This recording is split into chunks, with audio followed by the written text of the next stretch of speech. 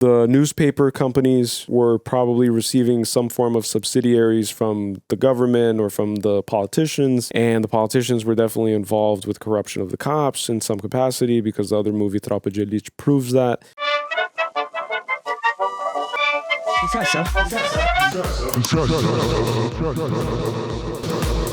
Is this all real? Or is it just happening inside my head? Of course it's happening inside your head, Harry. Why should that mean that it's not real? What's up, guys, and welcome back to another episode of Mentally Gone Reacts. My name is Callie Lacerda. And I'm Gabriela Lopes. Eu também sou conhecido como Callie Lacerda. E eu, Gabriela Lopes. E bem-vindos ao canal. One of us is Brazilian. I doubt you'll ever find out who. Comment below which one you guys think is Brazilian. This is the first... We're both Portuguese, though. Yeah, we both speak Portuguese. One of us is Portuguese. No, come on. One of us was colonized by Damn, I'm denied my own heritage here. I am Portuguese from Portugal, and Callie is Portuguese from Brazil. And no, Brazil is not Spanish. It's not, but it is Latin, but it's not Hispanic. É como te dice Brasil. Como te dice? That's a whole new language. Essa é a primeira vez aqui no canal que estamos assistindo um filme em português. Não vou colocar legenda em inglês nos momentos que eu falo em português, que vai dar um trabalho do caralho depois, um trabalho extra, mas para quem é falador da língua portuguesa, vocês vão me entender. Yes. Eu já não tenho muito costume de falar português, eu falo apenas português com a minha mãe. E você fala português com a sua família também, né? E com a sua mãe. And with my mom, yeah. Mostly your mom, yeah. So basically, like, we don't really speak Portuguese aside from our family members. My grandparents, your grandparents only speak Portuguese. And your mom mostly speaks Portuguese from Brazil. So we speak with her always in Portuguese, and that's how I've learned my Portuguese, actually, because I was never taught Portuguese, like properly taught Portuguese at home. Like my parents would correct me here and there, but I wasn't like taught the language, like sat down, went to school for it or anything. So I am very rough in my Portuguese, but over the last 6 years almost that we've been together, learning from your mom has been the only way I've learned Portuguese. Yeah. And I was born in Brazil. I moved to the U.S. when I was, I think, 1.5 or something like that. And then moved back there. Completei ensino fundamental, ensino médio. Fiz um pouco de cursinho e estava no sonho de se tornar médico. Of course. E hoje estou aqui assistindo filmes. Então, so it worked out. Yeah, because in Brazil, most people go to school for either medicine or law, you said, right? So she's the American translator. Yes. So she'll be translating for the American folk, for the English-speaking folk, yep. But Callie came here and decided to pursue content creation. And before I even met him, he was already doing podcasts and that kind of vlogs, even that kind of thing. So and I also make funk music in my spare time. I'll just be in the bathroom go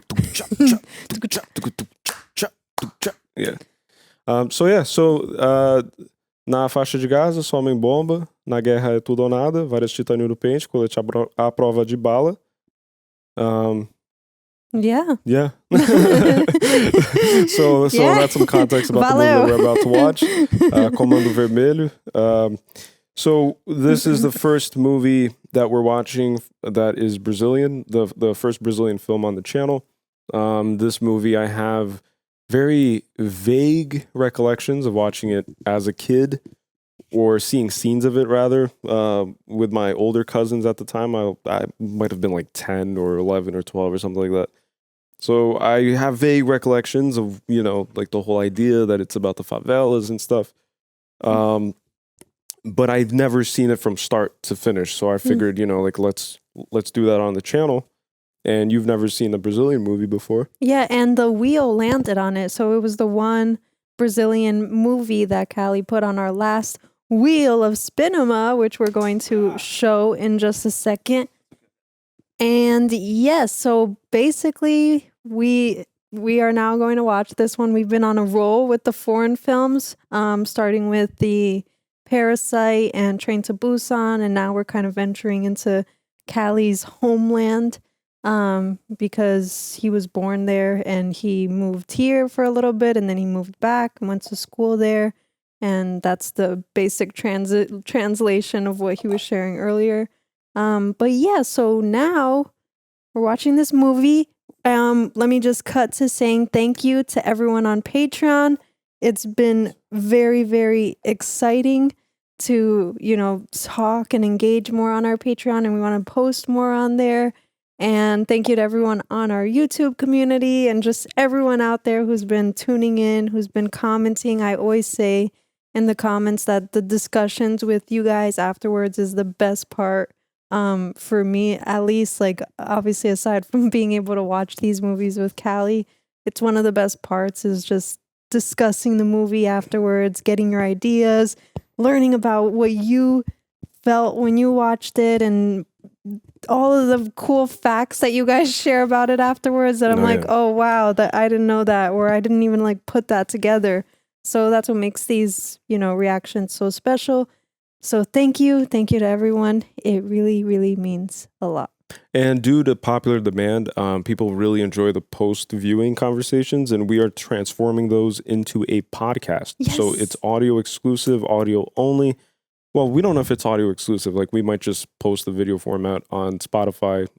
I believe Spotify is the only place right now where you can listen and watch podcasts. It might be distributed on all podcast platforms. When Apple we know more Podcasts. details, we'll share more about it. Yeah, but then the idea is, because we have people who really enjoy the post-viewing conversation, and the reaction portion takes a lot of time, and it's just a lot of man hours just in front of the computer, editing, chopping it up. Takes full days depending on the size of the film and depending on copyright issues, music, buffering, and ducking, and all that good stuff. So the audio format of the podcast will be posted almost immediately. So it'll go alongside with the Patreon post, which is uncut, uncensored, full movie reaction or TV show reaction posted on Patreon immediately after we're done wrapping it up here. Goes up super quick. And then the other super quick piece of content will be the podcast, which has no paywall. So you could just like listen and then just like get a head start on the conversation and actually, get an idea. Yeah, and actually be able to like lock your phone while you're doing other things, because YouTube, I don't think, still doesn't have that ability unless you're like premium or whatever, which who's doing all that. But yeah, so is there anything else? I think that's it for now. All right, so we're going to get into it. And as always, as custom to the channel, we take notes. Yes, my notebook is during the viewing session. We keep track of things and character names because I'm horrible with memory, not good with names. I actually flunked history. Fun fact, I flunked almost every single subject in school, actually. Like, technically, I'm like beyond repair stupid. Oh, no. Technically. Me? I am, guys. Technically. I was 20 years old. I did not know who Jeff Bezos was. Oh, yeah. Never forget that. Right. So I always want to reiterate that I am a potato, so take everything I say with a grain of salt. Me too. We are just free-range chickens over here. Yeah, exactly. I told someone like about the Game of Thrones, like they were like, "Oh, you guys for like kind of like talking about our knowledge of it." I'm like, "Wait, I'm just a peasant. Yeah, I'm not one of the noble people." Yeah, we try our best. We use up almost all of our 2 brain cells combined together on these videos. So yes. Yeah. But that's why it's Mexican. So that's what's Mexican. So we try our best. Anyways, special thank. And Neymar. Neymar, yes. Neymar Zim. Neymar, who's oh, guys. They call him the prince who was never made king or who could have been king, right? Whatever. He played for the I'm team. still a fan of the guy. Yeah, like he plays well. Like he used to play well, I guess. Yeah. All right. So with that being said, thank you to everybody on Patreon. By the way, my favorite Brazilian player, just for the record, is Ronaldinho Gaúcho. Yeah. That's my favorite one. Even though his time was very short, right? Like on the field, on the pitch, but that's my favorite. player of all time, I think. That and maybe Ronaldo, the Brazilian one with the crescent moon on the front of his head. And mine is obviously Cristiano Ronaldo. Melhor do mundo. És melhor do mundo. From Melhor de Madeira. Portugal. És melhor de Portugal. É menino da Madeira. He's from. Vem lá de Madeira. We're picking up each other's accents És too. melhor do mundo. És melhor do mundo. Não tem melhor. És melhor. Vai ganhar a Copa. A Copa do Mundo. He is going to win the cup, by the way. That's another prediction because, FIFA has been because he's has been exposed as being one of the most corrupt institutions on planet Earth, having a lot of geopolitical plays that are, very very obvious. So I think that they gave Messi the World Cup, and now they're going to give Cristiano Ronaldo the World Cup, and then after that, maybe they'll give whoever else is in the spotlight. I know we're still not over the 7-1, right, guys? It's been rough since then. But yeah, just like you said, special thank you to everybody on Patreon. I'll be doing a 3-second countdown to sync your copy with our copy. I'll provide a timestamp so that you can link up your copy with ours and we can watch it together. Yep, let's do it then. Right. So 3, 2, 1, and play. As always, glasses on. Miramax. Mita. Isn't that the Harvey Weinstein company? Oh no. I'm pretty sure it is. It's the company that Quentin Tarantino uses too, because I remember when we watched Pulp Fiction. Did we watch any other Quentin Tarantino film, or it was just Pulp Fiction? It was just Pulp Fiction, right? I forget. Miramax. Investidores. IBI Bank. I forgot to show the Wheel of Cinema. We'll get to it at the end. Globo. Plim, plim. Tá na Globo, tá em casa. Meirelles. Fernando Meirelles. I'll just say this too. Brazilian food is the best food ever. Oh yeah. Best. We're gonna have some feijão, some tutu after this. Tutu. Ó a galinha caipira. With the Havaianas. Oh yeah, Havaianas are goated. Yeesh, they're like showing it all. Oh, this is what they do in Portugal. They just like... Espetinho de carne, espetinho de frango. Wow. Ooh. Caipirinha, one of the most iconic drinks amongst the gringos. Oh, one escaped. Yes. Ih, a galinha fugiu. Isso aí, meu irmão. Pega a galinha, segura a galinha aí, rapaz. Vambora, porra. Pega a galinha aí, rapaz. Oh my gosh, they're running around with the guns. Carioca, na favela. Corre, galinha. Yeah. Corre. Oh no. Damn, they're like shooting at it. Ó, tu tá arriscando tua vida toda por causa de foda, hein? Sai dessa. Sai dessa, pô. Pega a galinha aí, rapaz. Vambora, meu irmão. Segura a galinha, rapaz. Eu mandei você segurar a galinha, rapaz. Tá arrombado. Meta o dedo na galinha. Oh my gosh. This is all based on a true story. Oh, really? Yeah. Wow. A Cidade De Deus, they tried doing a housing project there in the 60s, I think. And it's Rio de Janeiro, right? Yeah, Rio de Janeiro. Oh, shoot. And it's a bunch of kids, too. Like, it's a bunch of young people. Ai, moleque, segura a galinha aí pra mim. Pega a galinha aí. Oh, the police. Não corre não, porra. Oh, damn. They got artillery, too. Atenção, seu fiado. Seu viado. Uma fotografia podia mudar minha vida, mas na Cidade de Deus, se correr o bicho pega e se ficar o bicho come. E sempre foi assim, Olha o Fusca. desde que eu era criança. Oh, that's cool. Wow. The 60s, yeah, that's when they started the housing projects there. I actually learned about it in school, in the Brazilian school. É frango, porra. You played goalie in soccer at some point, right? Yeah, I did play goalie before I went to Brazil, and then I became a forward in Brazil. On my dad's team. Yeah. It's just funny.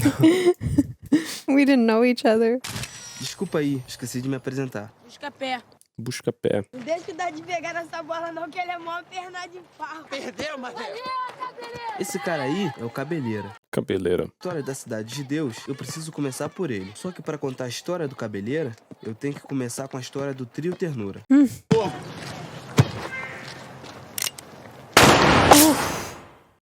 Wow. O famoso trio Ternura fez história na Cidade de Deus.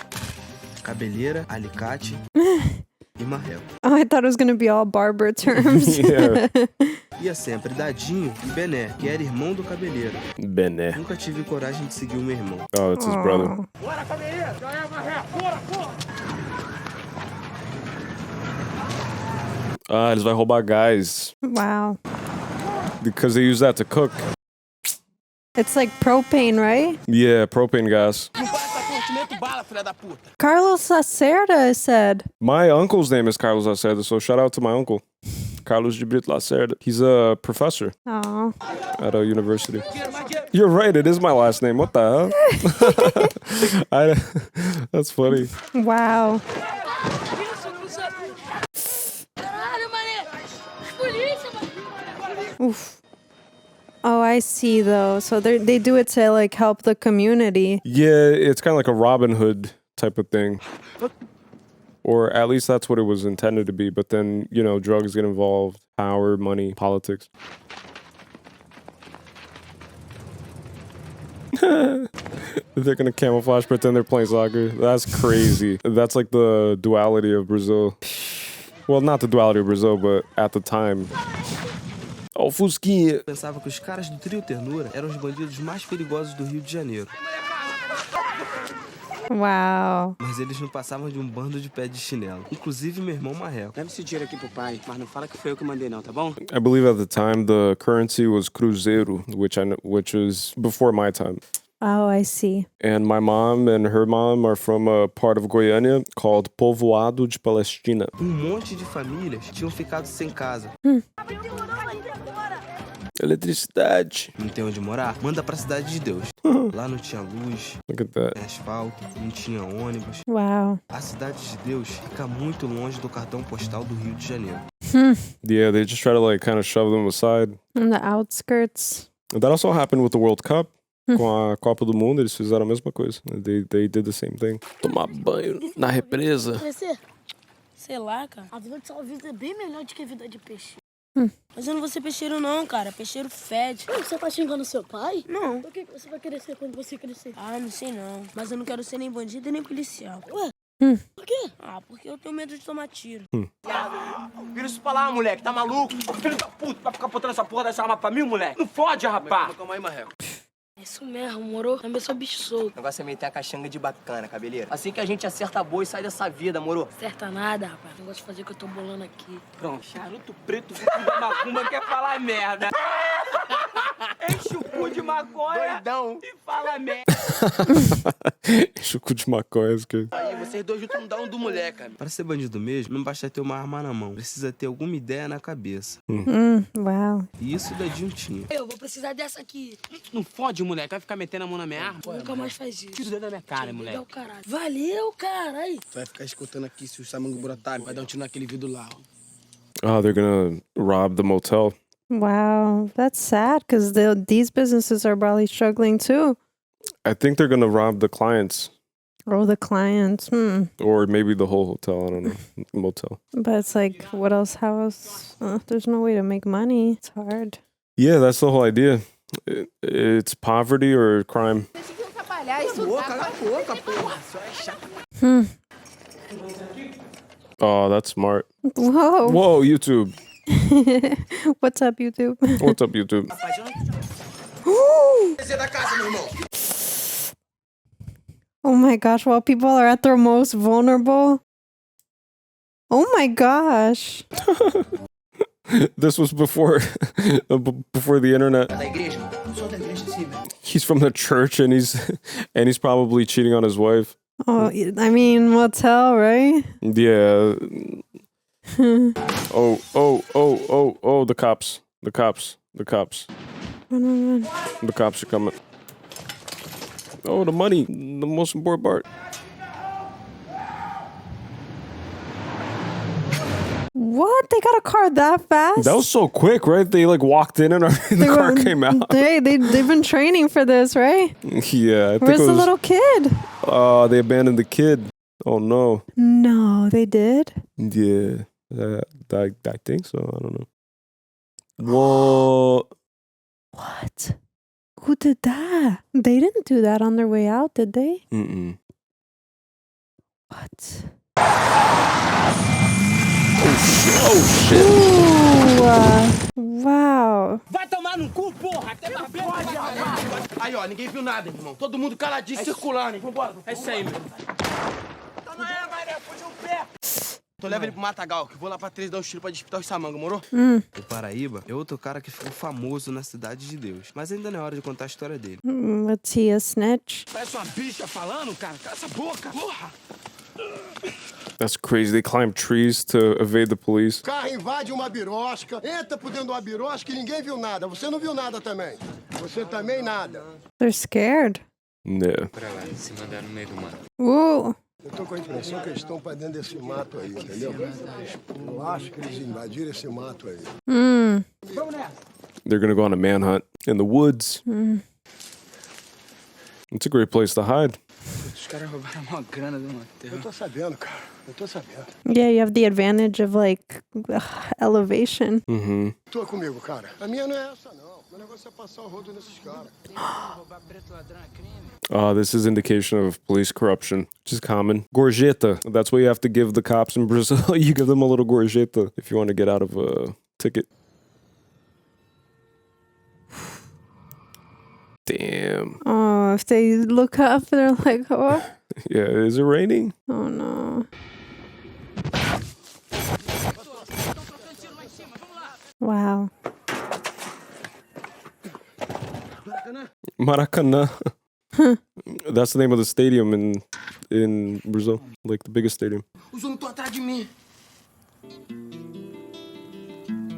Oh. Love at first sight. Porra, Maracanã, os caras estão atrás de mim, compadre. Tem que me tocar, eu tô no cabeção todo doido pra me matar, meu irmão. Manda esse otário. Pelo outro, right? Like all there for each other, kind of. Community, yeah. For the most part. For the most part. Tive a visão, mano. Tu fumou o quê, cara? Vou sair dessa vida, senão vou amanhecer com a boca cheia de formiga. Essa vida de bicho solto é pra maluco, não pra mim. O samango tá embaixo, cara. Se foda eles, mano. It's because he hurt himself. Oh, he's gonna go back to church. Huh. He's gonna try to find God.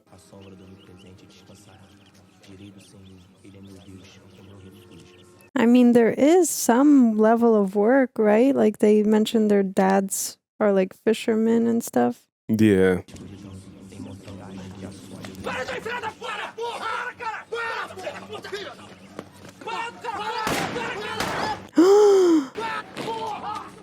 Oh no.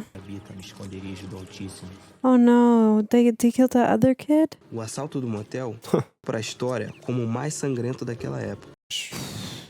Cada bandido teve um destino. Wow. Oh my God, they just killed an innocent guy. And they're gonna frame him. O cara não tem nada a ver, o cara não é bandido, o cara é Agora vai ser. Damn, the camera work is nuts. That's crazy. Ficou na mão de Berenice e o destino do marreco ficou na mão do meu pai. Por que tu faz isso, Renato? A partir de hoje, vocês vão trabalhar comigo. Olha bem na minha cara. Se eu pegar você de novo com merda de dinheiro dos outros, eu vou te arrebentar inteiro. E você também, seu moleque. And they're lucky to have their dads at the very least, right? Yeah, if they didn't have a dad, it's worse.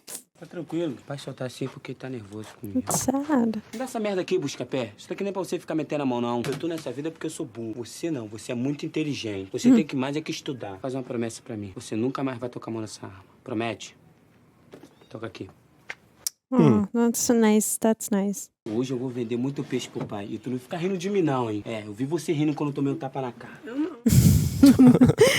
I used to do that with my sister. I used to laugh and be like, ah. Oh no, I would feel so bad when my brother would get smacked. Sometimes I would feel bad. I don't know if he would feel bad for me. No, he would too. So they're like teenagers, right? Yeah, I think so. Você ficar o tempo todo atrás de mim tá me deixando nervosa. Que meu coração te escolheu, moro? Quando ele escolhe. Morou. Cara marrento. Oh my goodness. Malandro não ama, malandro sente desejo. That's an interesting philosophical trope. Malandro não para, malandro dá um tempo. Falar de amor contigo é complicado, hein, Berenice? Que amor que nada, cara. Tá de 7-1 comigo. Otário que te amo. Assim você vai acabar me convencendo, sabia? Is she buying it? Oh, okay. Most of the houses in the farmlands where my grandma grew up, they all kind of look like this. Cartola. I always listen to Brazilian music. I was listening to the song like 2 days ago. Depois do assalto do motel, a polícia ficou dando incerta na favela toda hora. Damn, they started cracking down on them. Alguém apanhava, alguém ia preso, alguém se dava mal. That's sad. Like, Mas ninguém nunca via nada, ninguém sabia de nada, ninguém contava pros samangos onde é que os bandidos estavam intocados. because like other people are suffering the consequences of those actions. Yeah. Sabe que meu sonho é ficar contigo, cuidar do nosso filho. Oh, she's pregnant. Sítio, criar galinha, plantar vários pés de maconha, tá doidão. Você acha que é assim, é, cabeça? Isso pra mim é conversa de malandro. Conversa de malandro o quê, amigo? Quase meti a boa no hotel, por pouco eu não ia ficar rico. O Touro e o Cabeção estão até hoje aí atrás de você, por causa das tuas mortes lá no motel, lembra? Tu não tava lá pra saber de porra nenhuma. Foi que matei ninguém não, meu irmão. Aposto que foi aqueles filha da puta dos samangos que matou geral. E a culpa caiu pra cima de mim. Ainda pegaram o dadinho se tu não sabe. Nunca mais que fala isso, hein. That would make sense if the police framed them as... Eu não quero que meu filho seja filho de malandro, tá escutando? Porque você tá sozinho, cabelinho. Que sozinho que... Sozinho sim. O Alicate entrou pra igreja. Aleluia, irmão. O Marreco tá trabalhando. Otário, tudo otário. E você, cabelinho? Tô aí ainda, e daí? Abandonaram. Foi vocês que fizeram. Abandonaram, cabelinho? Eu vou te abandonar, sabe por quê? Porque eu tô indo embora, cabelinho.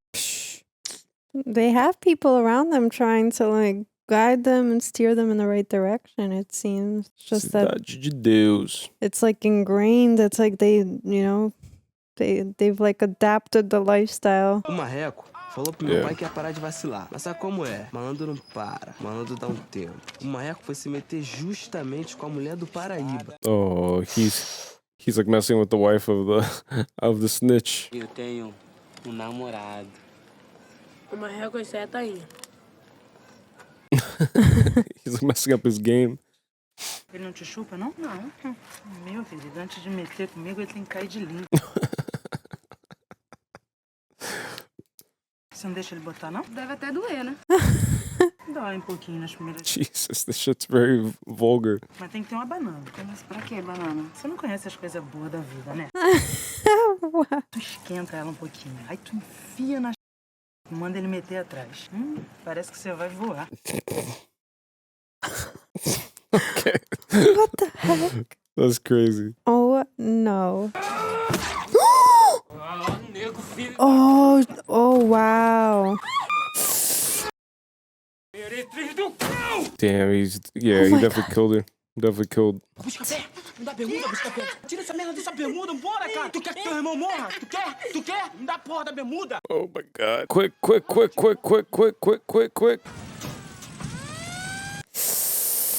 Ooh. Damn, and the police came fast. He's gonna blame it on someone else.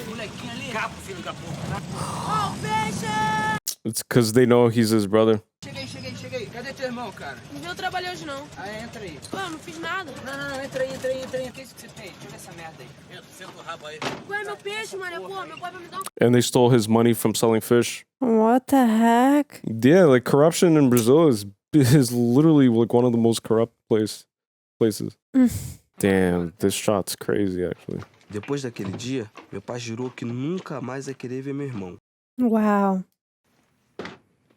They almost got his gun in that box right there, almost. Ninguém nunca mais viu o Marreco na favela. A história do trio Ternura tava chegando no fim. Wow. E aí, Dadinho? Você que tinha morrido lá no hotel, tá numa boa aí, né? Cheio de dinheiro, qual é? Não tem não, Belém. A grana não é nossa. Oh, he survived. Dinheiro pra cá, não fode. Fala pro teu irmão cabeleireiro que aquele filho da puta, aquele Paraíba tá caguetando geral. Mas o Paraíba tava ocupado com outra coisa. Damn. Buried her right underneath his mattress. That's crazy. Oh my goodness. Oh, did they find the body? Chamou a polícia antes de amanhecer. A imprensa marrom chegou pra fazer a manchete de capa. Paraíba enterra mulher viva na cidade de Deus. They found the body, damn. A favela enche de polícia. Malandro tinha que sair saindo. Quer morrer, ô condenado? Quem é condenado, meu irmão? Condenado vai ser você, se fizer o que eu tô te mandando. Bota a mão pra cima, vambora. Tá cheio de polícia ali na frente. Foda-se, amigo. Vambora pra algum lugar, vambora. Pisa nessa Aonde? porra. Pra algum lugar, meu irmão. Pisa nessa porra e vambora. Que porra é essa, meu irmão? Pelo amor de Deus, esse carro é uma merda. Pelo amor de Deus, é o caralho. Bota essa porra pra pegar, porra. Oh my goodness. Empurra, cabelinha. Empurra, cara. This is like a Bonnie and Clyde. I know. What the? Oh my goodness. I mean, you know, power's power, according to Cersei. Yeah. They're probably shocked, right? He was working so close to them. Cabeção! Cabeção! Ó o homem passando lá, cabeção! Damn, they found the guy. Oh my goodness, they're gonna probably shoot him. Damn. Oh no. Damn. Everyone's hiding. Oh, she shot the commander. She shot the commander. No, that guy's not gonna stop the car. Wow. Nah, he's not making Oh my it. gosh.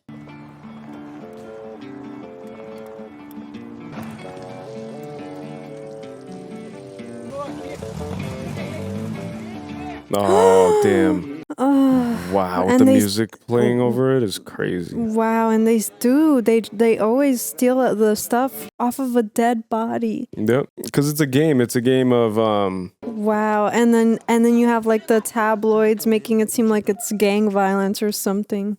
Eu cresci paradão na ideia de ter uma máquina fotográfica. It's all about controlling the narrative. That's how power works. Oh, that's a cool transition. Bora pra praia, ó. Tá geral lá já, tá? Ó. Vambora. Quer ir pra praia? I skipped a lot of classes in school. I was also robbed once in Brazil. It's a real thing. The crime world, the 70s. 16 anos eu consegui comprar minha primeira câmera. Wow. E comprei a câmera mais vagabunda do mundo. E aí, Buscapé? Continua na mesma ou já deu umas rasgadas? Nada fiz. Pô, Angélica, eu era louco por ela. E aí, Buscapé? Tá bem tirando foto. Era a única cocota que transava. Cocota.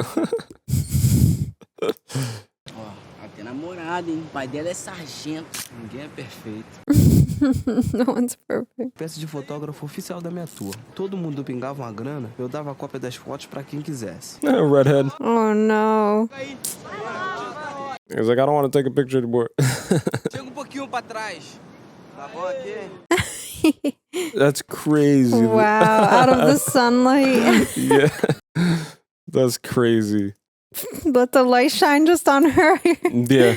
It's like everybody step back, okay? It just focuses on one. I've never been to Copacabana Sou muito mais mal baseado. or Ipanema or whatever. Se quiser, eu posso buscar um pra você. Já falei que o negócio é cocaína. Isso que é tóxico de verdade. É tóxico. Que isso, Thiago? Tá com a boca salgada. Aí, se tu tiver fim mesmo, eu posso ir lá na boca do neguinho buscar um pra você. Oh.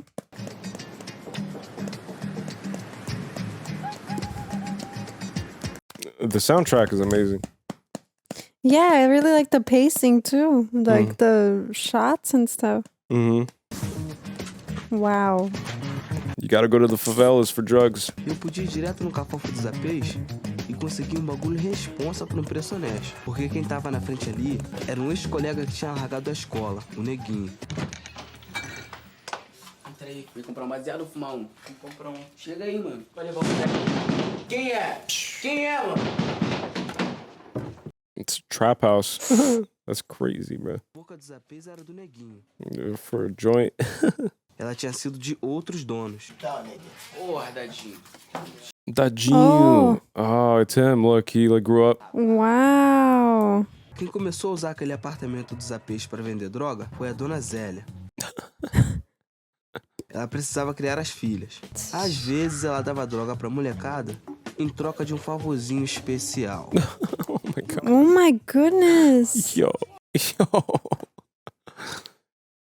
Oh shit. A Zélia era tão amador que foi mole pra ele tomar conta do negócio. Took over her business. Wow. A molecada dos APs para trabalhar de vapor. E a maconha pra me fumar? O vapor mais esperto da Boca do Grande era um moleque chamado Cenoura. He's a redhead. Carrot. O Cenoura ganhou consideração com o Grande, foi subindo de posto até virar gerente da Boca. He's probably the best dealer because he's lighter skinned, right? So there's And they like that trust him. whole thing. Yeah, they trust him more. O nome do cara era Aristóteles. A família dele tinha dado casa, comida e roupa lavada pro Cenoura quando ele tava na pior. Não dava pra negar ajuda pro irmão necessitado. Pô, Cenoura quebrou o galhão pro teu irmão. Sexta-feira, vai lá. Outro passo, cara. Ou eu te passo você. O Cenoura não teve escolha. Que isso, compadre? Porra, vira essa porra pra... Damn. O bandido não pagou os samangos e morreu numa cela lá na Ilha Grande. He forgot to pay the corruption. O Cenoura deixou a boca pro vapor que ele mais confiava. $150. Neguinho. Foi assim que a boca de fumo dos apês ficou na mão dele. Mas isso também não foi por muito tempo. I like how the story is told. It's so brilliant if you think about it. Yeah, like a passing of time too. Yeah, like using one room and just showing the transition over time is nice. O Dadinho sobreviveu. Porra, Dadinho, chega assim na minha boca, meu amigo. Quem falou que a boca é tua, rapaz? Quem falou que a boca é tua, cara? Qual é, Dadinho? Dadinho é o caralho, meu nome agora é Zé Pequeno, porra. Zé Pequeno. Lil Zé. Sempre quis ser o dono da Cidade de Deus, desde os tempos de moleque, quando ele ainda se chamava Dadinho. Oh, this is the night of the motel. I could tell by the Miami sign. Ele se diverte e eu vou ficar à toa? No. No. Teu amigo já levou tudo? Tá querendo o quê, moleque? Damn, bro. This little kid? Naquela noite, Dadinho matou sua vontade de matar.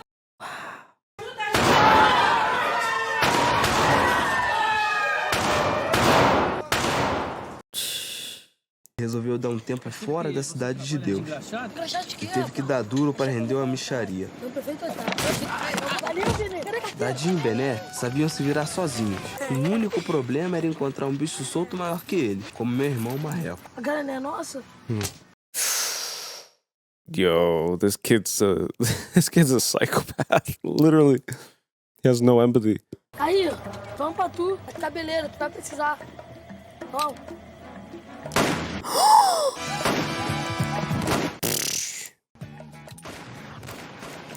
Damn, that's crazy. You don't want a psychopath who loves killing to run everything. That's nuts. And his friend seems to just be chill about it too. His best friend. I mean, if he's not, right? He's on the other end of it. Yeah. Um dos assaltantes mais procurados no Rio de Janeiro. Wow. And as a kid, he was like posing as an innocent, you know, just working for a change. Yeah. Just to rob more people. O cara tá cuspindo farofa. Tuba. Aí, dá uma cerveja aí, meu. Tá ficando maluco, negão? Tá me vendo aqui não, filha da puta? Oh, é o seu Jorge. Da próxima vez que... He's a musician. Oh my goodness. He's a musician in real life. Oh, shoot. Dadinho tinha disposição pra fazer qualquer coisa. São os caras mais chefeiros do pedaço. Porra, tem uma galera. Cordãozão de ouro, só rofão. Olha o Pereira, olha a mulher que tá do lado do Pereira. Berenice, foi mulher do meu irmão, ela. Oh, she used to be like, wow. Neguinho, só anel de ouro, Bené. Só anel de ouro, cordão de ouro. Olha o Cenoura, olha o carro do Cenoura, Bené. Os caras são tudo traficantes. Esse negócio de roubar tá por fora, meu pai. O negócio é tráfico de drogas. A gente mata esses otários, toma a boca dele. Então a gente começa quando? Agora. Damn, this guy's really about that action, huh? Yeah. And it seems like the drug industry is the only scalable business from like in where they're from. Você fica nas inclusas de Cidade de Deus, onde Deus não tá pensando. Oh, this is like a Yoruba. Xunxê quer poder. Xunxê tá certo, é Xuxa de caldeira da poder, Xunxê. Yo, he's making a deal with his shoe. Eu vou te dar meu protetor, Gimê. Xunxê não pode furunfar com a guia. Porque se de menino furunfar com a guia, Xunxê vai morrer. De menino não se chama mais Dadinho. De menino chama Zé Pequeno. Zé Pequeno pra crescer. Mas Xunxê vai com eu, que eu vá com vai Xunxê, Zé Pequeno. Ó, ó. Ooh, what? He got some ancestor power now. He's got like... That's crazy. Dadinho virou Zé Pequeno e caiu matando.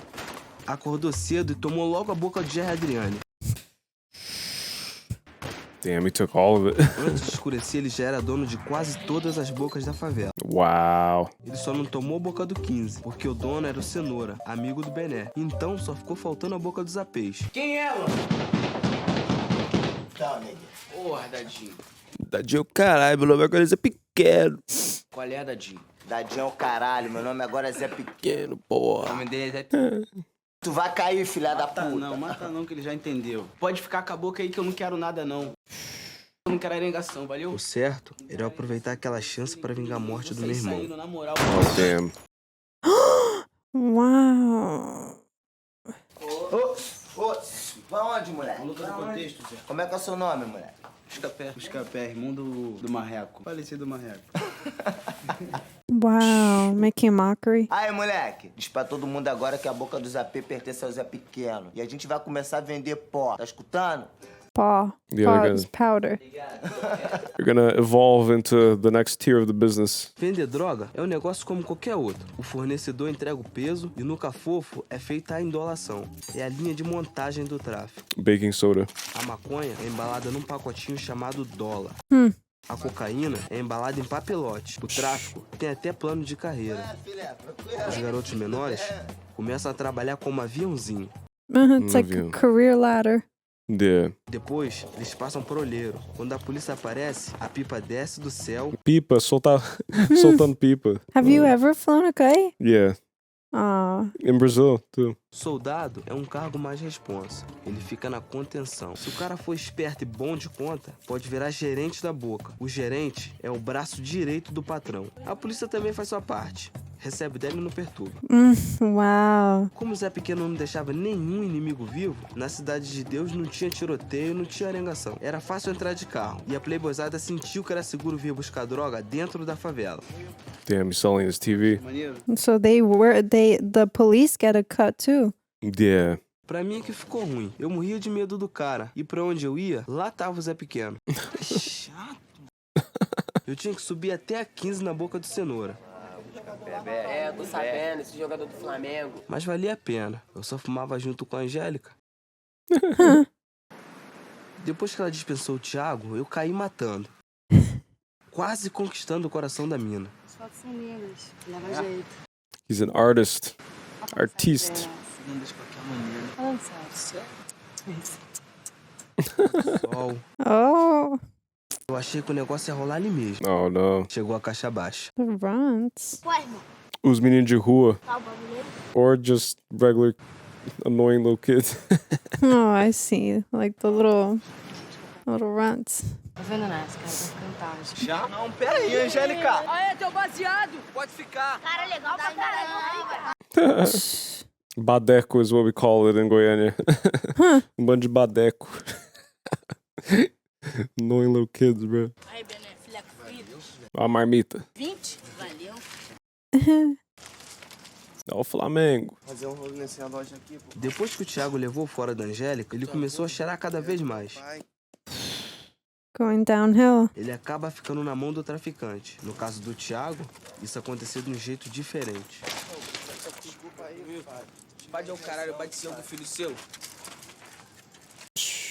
Vai, neguinho, presta magrela aí pra me dar uma banda no seu cara. No, no, they're gonna terrorize him. Or they're just gonna kill him for fun. Oh no. Aí, vamos apostar uma corrida nos dois? Até aonde?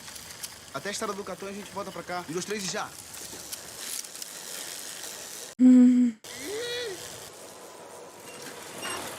Oh, he's gonna let him win.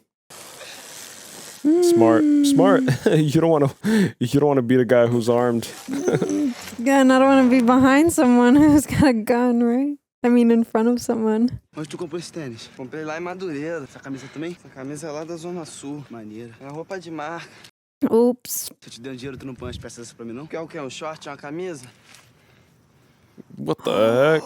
Oh, he's gonna use him as a stylist. I see. Calça quanto? 40. Veja. Damn, the soundtrack is legendary. Holy shit. That ended up being a little bit more wholesome than I thought. Metamorfose ambulante. Meu compadre. Preciso ser.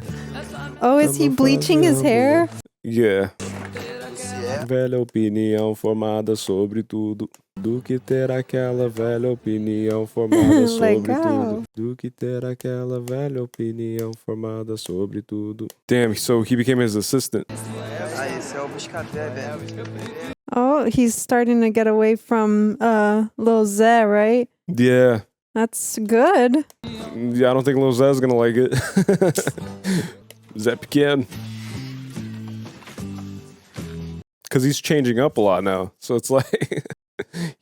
And things don't have to be so violent, right? Yeah, like he's more good vibes. Virei playboy, pô.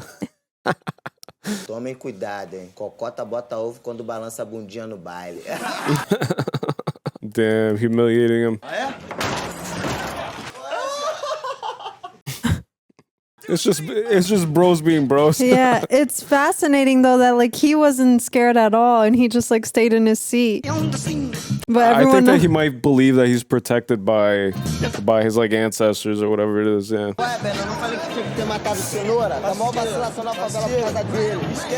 See, like he can't have fun and he can't enjoy himself. Para com esse bagulho de matar os outros, mano. Bora dançar, caralho. Angelic, right? Is what it means? Angel? Yeah. Bené era o bandido mais responsa da Cidade de Deus. Distribuía maconha, pagava cerveja. This guy's like Shaggy from Scooby-Doo. Senhora. E aí? Tu não tem que ficar deixando aquele moleque do caixa baixa ficar soltando dentro da favela, não, rapaz. Oh, I see. Tua área, eu cuido da minha, pequeno. I mean, that's a fair point. Yeah. Tim Maia. Damn, I haven't heard Tim Maia in so long.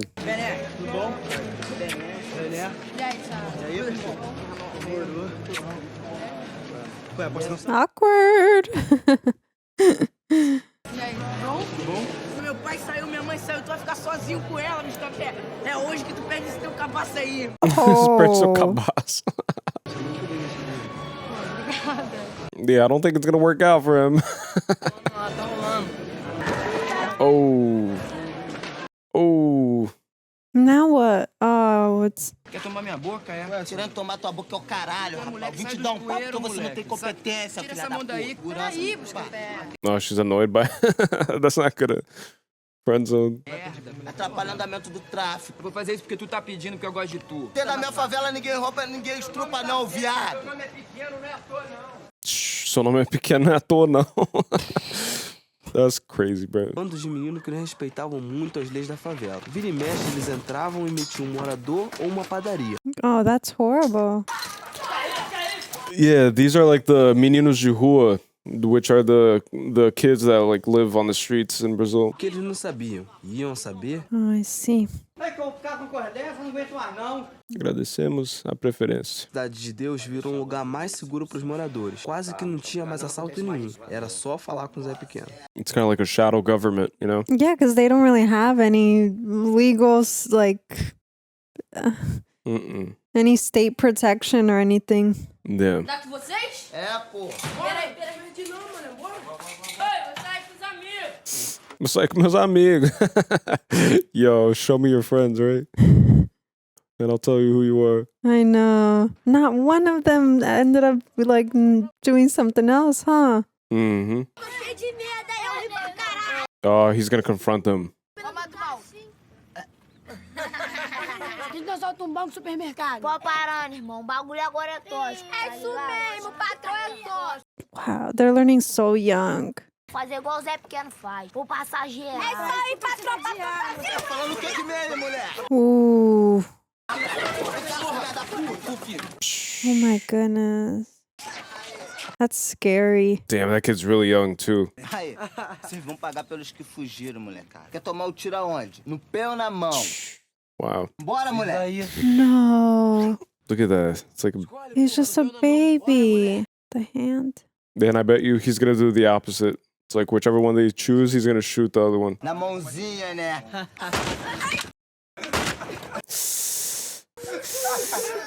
Damn. Quero ver se você é do conceito agora. Escolhe um dos dois ali, ó. Wow. Initiation. Fica na tua YouTube, é com ele, meu irmão. And he shows eagerness to the boss. He's like, I'll kill him. It's crazy. Bora, mata logo, amigo. Bora, filha, não tô o dia inteiro não, meu irmão. Bora, amigo. Damn, that's like having the devil hovering over your shoulders, bro. That's crazy. Bora, filé. Quero ver se você é do conceito agora. Bora, filé, não tem o dia inteiro não. Entrou pro conceito da galera. Demorou, agora tu dá irmandade. Toca. Tá ligado? Toca. It's almost like he derives pleasure from seeing the innocents leaving, you know? E avisa teus coleguinhas que aqui na favela do Zé ninguém rouba não, hein, porra. Damn. Aí, pequeno. Well, there you have it, kids. Ah, rosca. Oh, that's really heavy. Yeah. Coração da Angélica. Of course. Eu continuava virgem, sem namorado. E não tinha outra saída. Oh, he should do something with his photography. Emprego de fiscal numa loja do mato. Yeah. Trabalhei lá um tempão ganhando mixaria. Com a grana do fundo de garantia, eu ia comprar uma máquina fotográfica de verdade. Oh, they're still stealing? Oh, they didn't learn their lesson. Is that little kid still stealing with them, or is he gone? E o cara da praia, mãe? They probably initiated him, right? Into their group. No, the kid that took a to the foot. Oh, yeah, that kid. He probably quit the life after that. Yeah. Meu fundo de garantia? Que fundo de garantia? Filho da puta do gerente achou que eu tava formado com os moleques do caixa baixa. Preso, eu podia chamar a polícia. Fui pra rua sem fundo de garantia e sem indenização. Wow. Can't beat the system, right? It's just like, can't try to game it. They seem to be having fun. Parecia até uma mensagem de Deus. Liga aí, mané. Honestidade não compensa. I just find this so messed up that he made those kids do that to each other when he's kind of like serving as their role model. So it's his fault, really. Yeah, that's what the system produces. I think. I don't even think it's his fault. I think it's just the system. I mean, in their case, though, like they're looking up to him and kind of mimicking his actions because of how big he's made it. Yeah. Seu Jorge. Pois é, pois é. É verdade de mim. Enfim. Eu acho que ele morar no CD dele vai reconhecer a gente, bicho. Foda-se, cara. Tu acha que ele vai ligar se a gente pegar o dinheiro do patrão dele? Vamos lá agora. No. Eu vou assaltar o cara, velho. Você conhece o cara? Vocês são da Cidade de Deus? É, a gente mora lá. Eu conheço você. Aí, passa aí por baixo aí, o outro paga a passagem. No, he's being nice to them. But that shows that they have empathy. You know what I'm saying? Aí lá naquela comunidade lá, cara. Lá da favela, muito polícia, muito bandido também. Tu estudou, velho? Estudei. Fiz o colegial, servi o quartel.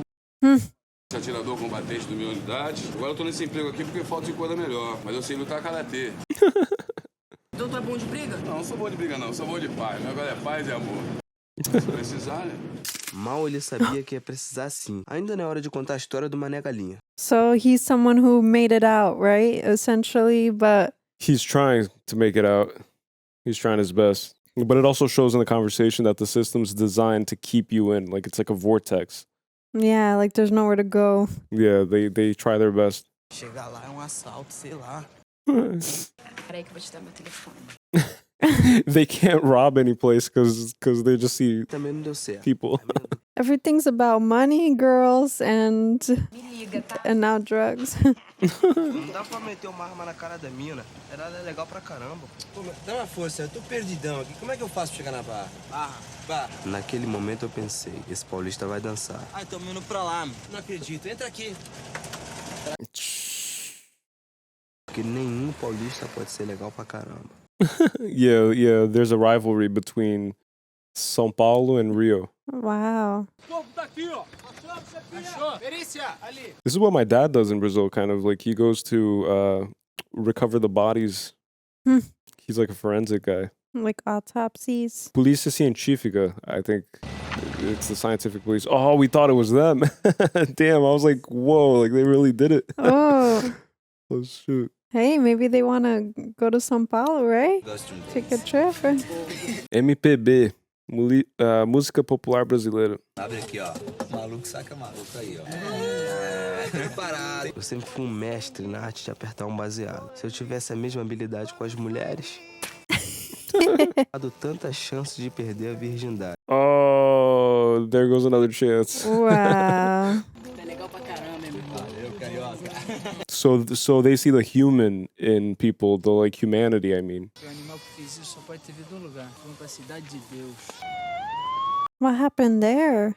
Guess we're gonna find out. That was a girl, right? She had a baby? Yeah, the baby survived. Tinha que ter passado essa mulher logo dentro da favela, rapaz. Agora tá cheio de polícia aí, neguinho, por causa de você. É pequeno. Oh, him. Calma aí, Zé. Já castigou o cara, parceiro. Quem mata na favela do Zé tem que morrer pra dar o exemplo, moro? Sai fora da favela, hein? Tu faltou com respeito com a gente. Tá escutando, filha da puta? Para de vacilar, filha da puta. É muito bonzinho, meu compadre. Quem cria cobra amanhece picado, moro? That's true. That's a popular saying that my grandma would say. Aí, vou dar um rolê com a minha cocota, valeu? Quando a área estiver mais tranquila, a gente vai dar um ataque lá na boca do cenoura, valeu? He's still obsessed with that. He's like, bro, peace and love. Precisando da namorada, Zé. Needs to let off some steam. It would help him a lot, but I'm just worried that maybe his thing is more dominance than intimacy. I think usually when someone's obsessed with violence like that, they can't really hold a relationship. Maybe he just needs some real love, though. Yeah. And not lust, like actual love.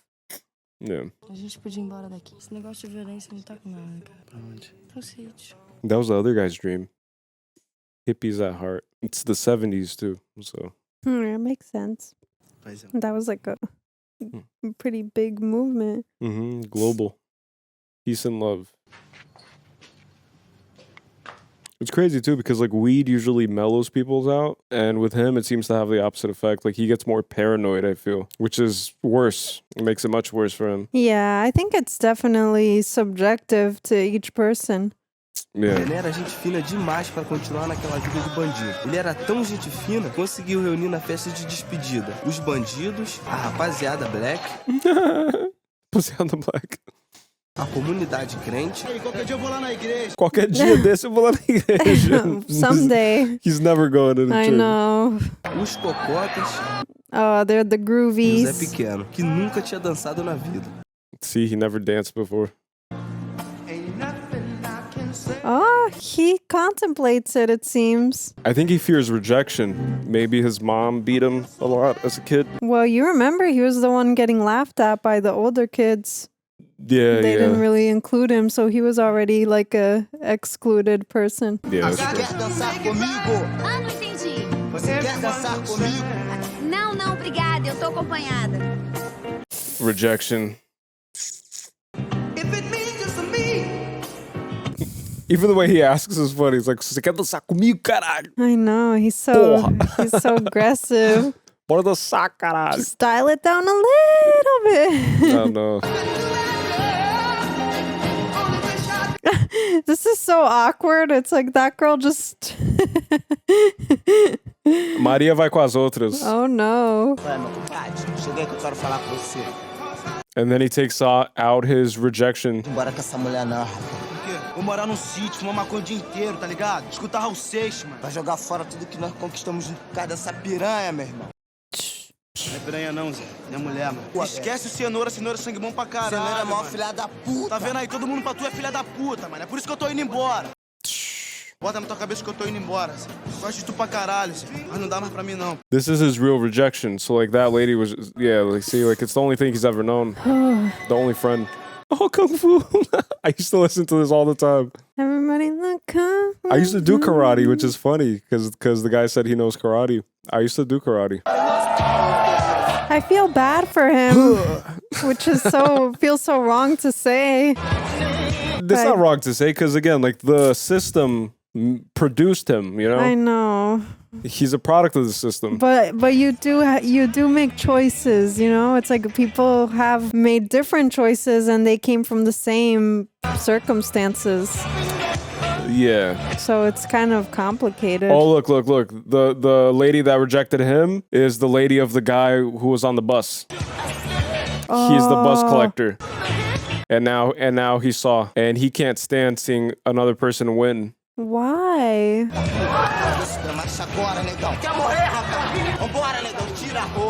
He wants to humiliate him. That's crazy. Come on, he knows karate. He should... Oh, this is the guy that he... That's Negin, right? Yeah, Negin.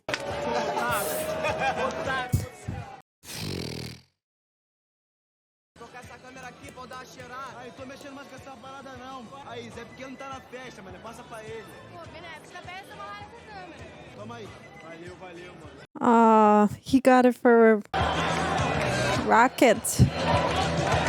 Buscapé. Buscapé? Buscapé. Here we go. Oh God. Which is also another law in the 48 Laws of Power is that you have to destroy a snake completely. Otherwise it'll turn around and bite you. He let him off the hook.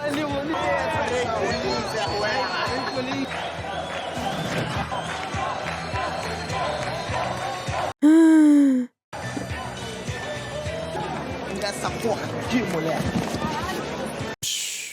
Tô ficando maluco. Solta essa porra! Solta não! Solta, porra! Solta a máquina! Damn, there's so much going on. I can't even make out what's I know, what's happening. It's dark. It's loud. It's Epilepsy. What's going Where's on? the warning for it? There's no warning. I know. Oh no, I don't like this. I don't like this. He might try to shoot Zed, right? Oh, he shot someone. Oh no. no. He shot Benet. On his going away party too, which is very fitting. Why? Because I think it's supposed to represent that the only way out of this life is through death. Damn, that's the ultimate going away. Why? Because he was trying to... It's not her fault.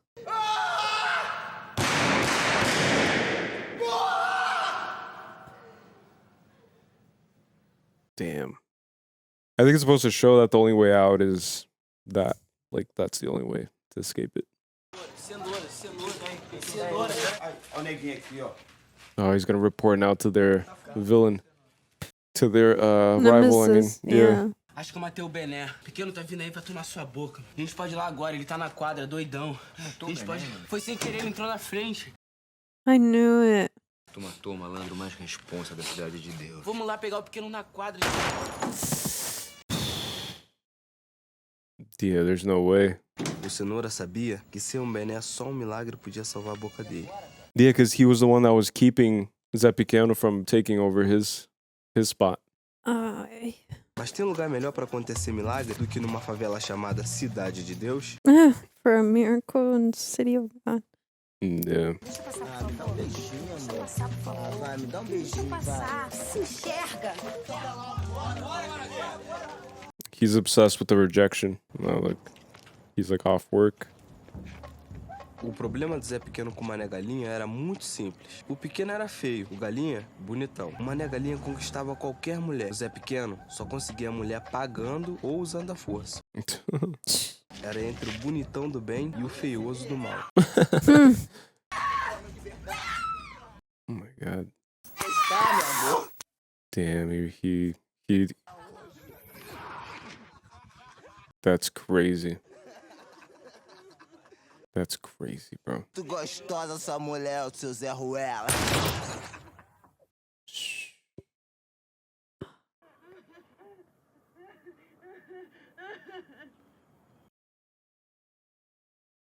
Oh my God.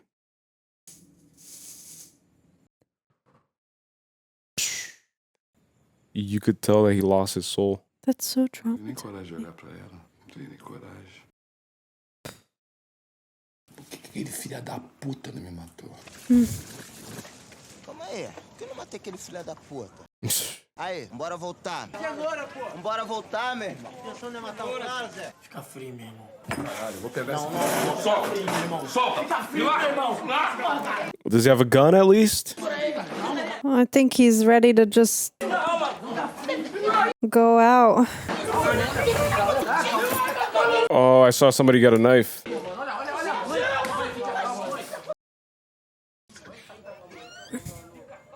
Oh my God. Look at the little kid, yeah. Meu papo não é com você não, moleque. É com teu irmão, aquele otário, aquele corno. Tá ficando maluco, moleque? Sabe quem eu sou, moleque? Sou Zé Pequeno, rapaz. Chama aquele filho da puta lá pra mim agora, porra. I'll just stab him right on the neck right there. Fuck it. Cara, que eu vou chamar ele.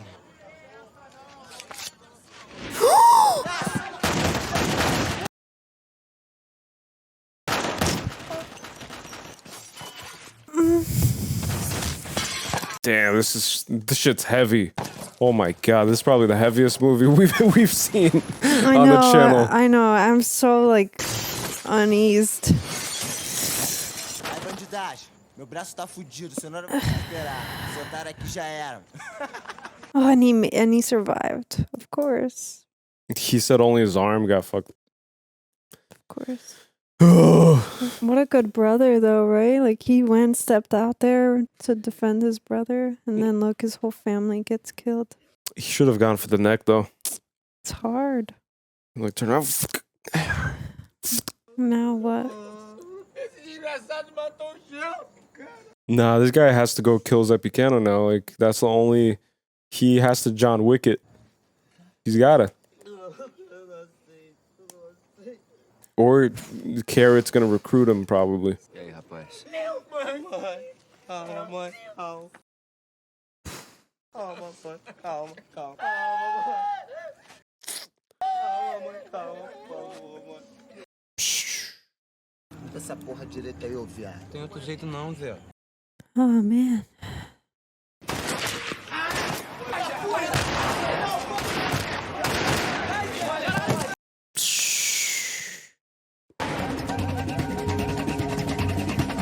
Did he get him? I don't know. No, I don't think it's him. Tem muito maneiro se a gente fosse irmão, já pensou? Cala a boca, Aí que seria engraçado mesmo. He's gonna kill him. Ele veio e chegou do nada, ele chegou do nada. Cala a boca, meu irmão. Tá pra caralho, porra. Man, this guy really has no... He's really unhinged. Completely unhinged. Parecia que, de repente, a Cidade de Deus tinha encontrado um herói. Deus abençoa, meu filho. Esse é deles, ainda não é todos. Even the elders are like, you gotta get them all. Savior, right? Everybody's waiting for a savior. Damn. Vai saindo, morreu bem feito. Eu achava que o Galinha ia fazer a revolução na Cidade de Deus, mas Deus tinha outros planos pra vida dele. Põe um pozinho mágico lá pra mim. Vou ver se os caras liberam. Valeu, avisa que é pro Thiago, só pra ele ficar na adrenalina. He's paranoid now. He's paranoid because he always perceived himself as a god, and now he saw himself bleed. Yeah, that's true. That's true. And he's starting to make more enemies than he could keep track Para na of. boca do cenoura e diz o seguinte pra ele. Pequeno mandou dizer, se tu passar o galinha, ele deixa de tomar tua boca. Aí, Galinha, tu ouviu? Tem que formar com nós aqui, senão tu tá fudido. Galinha, tu tá morto. Tô te propondo sociedade, tu vira meu parceiro, tu vira meu sócio, Galinha. Esse negócio de boca de fumo não é comigo, cara. Eu só tô nessa porque é a parada pessoal com ele. Você não tá vendo que você tá fazendo bobagem com a sua vida, cara? Andando com aquele maníaco, aquele tarado lá, pra cima e pra baixo, um montão de cara armado. Você é uma criança, rapaz. Que criança? Eu fumo, eu cheiro, já matei e já roubei. Sou sujeito homem.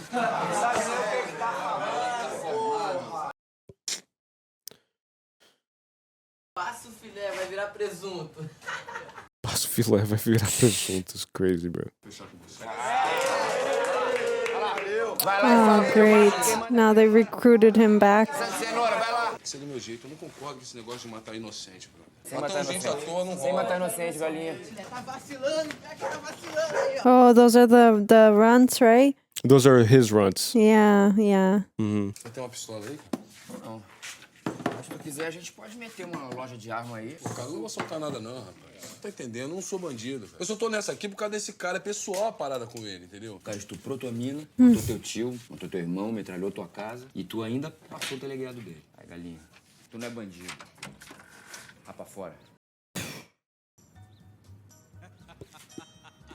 I would just John Wick it, man. If he goes out, then he dies. He becomes a martyr or something. Oh, that's... As long as they don't kill innocent people. Primeiro assalto, Mané Galinha salvou a vida de um vendedor que o cenoura ia matar só de maldade. Combinou. Okay. Slight bright side. A senhora quer que a gente vá embora, a gente quer ir embora também. É só o dinheiro do patrão. Olhando pro chão, hein, No segundo assalto, cenoura salvou a vida de Mané Galinha. Galinha descobriu que toda regra tem exceção. Exceção da regra. Vamos lá. Exceção da regra, é verdade. Don't start throwing that one around, though. Brazilians are great at finding the exception, by the way. Jeitinho brasileiro. Oh, no. Tem exceção. He can't do that all the time. No terceiro assalto, a exceção virou regra. Damn, he's the one doing it now. Carrot's like, alright. Yeah, because once you're already like spiraling down the path, it's like, the lines get blurred, right? And back then there were no security cameras either. O Cenoura queria proteger a boca. O Galinha tinha sido o primeiro atirador do batalhão do exército. Oh yeah, he's a master. Querido, vamos começar. I forgot about that part. Essas duas estão desalinhadas, Mira. Depois eu te faço um desconto. Essa é a 12, a punheteira. 9mm, até hoje. Fabricação israelita. Essa aqui é a estrela de Davi. Agora sim nós estamos começando a brincar. A gente tá indo pra guerra agora, vamos se reunir aqui pra fazer uma oração. Fazer uma oração. That's crazy, bro. I mean, if they don't hold on to some faith, right? It's kind of like, what could save them at all? Yeah. As ofensas, assim como nós perdoamos aqueles que nos têm ofendido. Em tentação, mas livrai-nos do mal. Amém. Cada disparo do Mané Galinha valia por 10 tiros da quadrilha do pequeno. John Wick, see? He's like John Wick. He's Brazilian. And they upgraded their artillery, right? Virou um inferno. Eu decidi que tinha que cair fora. E foi assim que eu comecei a minha carreira de jornalista. Just like his friend. Puta, que foto boa, cara. Olha só. Pode ser do Rogério Reis. Ah lá, não falei que era do Rogério, pai. É claro que, como todo bom profissional, eu comecei de baixo. Bem de baixo. Yay, I'm rooting for him. Oh, Cristo Redentor. Christ the Redeemer. Um camarada da Cidade de Deus trabalhava no laboratório. Por causa dele, eu acabei ficando mais perto do que eu mais gostava na vida. Aqui é o Buscapé, ó. Meu amigo, fotógrafo também. Buscapé. Aw. Cara, aqui é teu fã, hein? Meu fã? É. Tem bom gosto, Buscapé. Esse cara é legal pra caramba.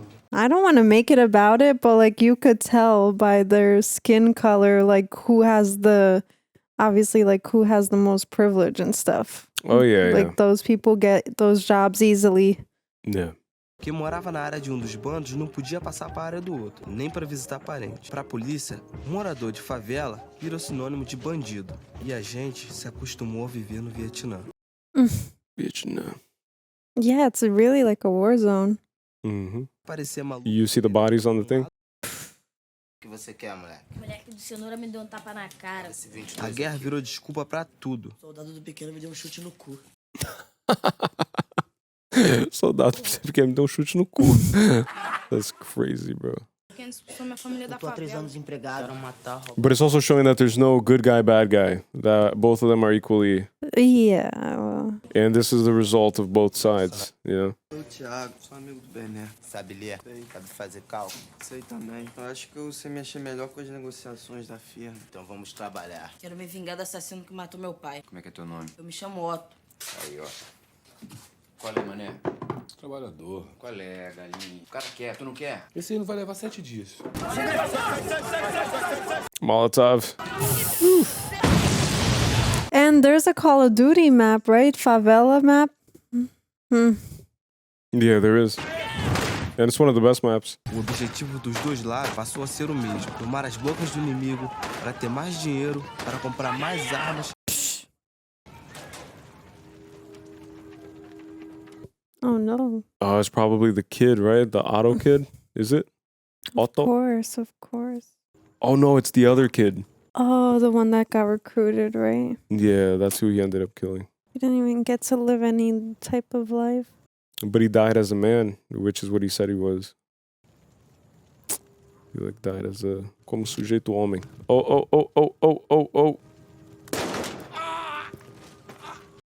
Oh, they got it. A guerra chegou na imprensa. A polícia teve que tomar uma atitude. Manuel Machado Mané Galinha está num hospital desde que foi baleado pela turma do Zé Pequeno. A guerra continua? Continua. Conhecido meu, né? Se é um conhecido meu, ele tá matando. A polícia não vai lá? Ah, a polícia vai lá, mas não pega ele, entendeu? A polícia tá atrás de mim direto. Mané Galinha diz que a briga vai continuar. O delegado José Guedes acha que não. Ele promete prender as 2 quadrilhas da Cidade de Deus. It's all just for publicity, all just for the cameras. Yeah. Eu que mando nessa porra a foto da arrombada que sai no jornal. Acharam minha foto aí? Então continuem procurando, né?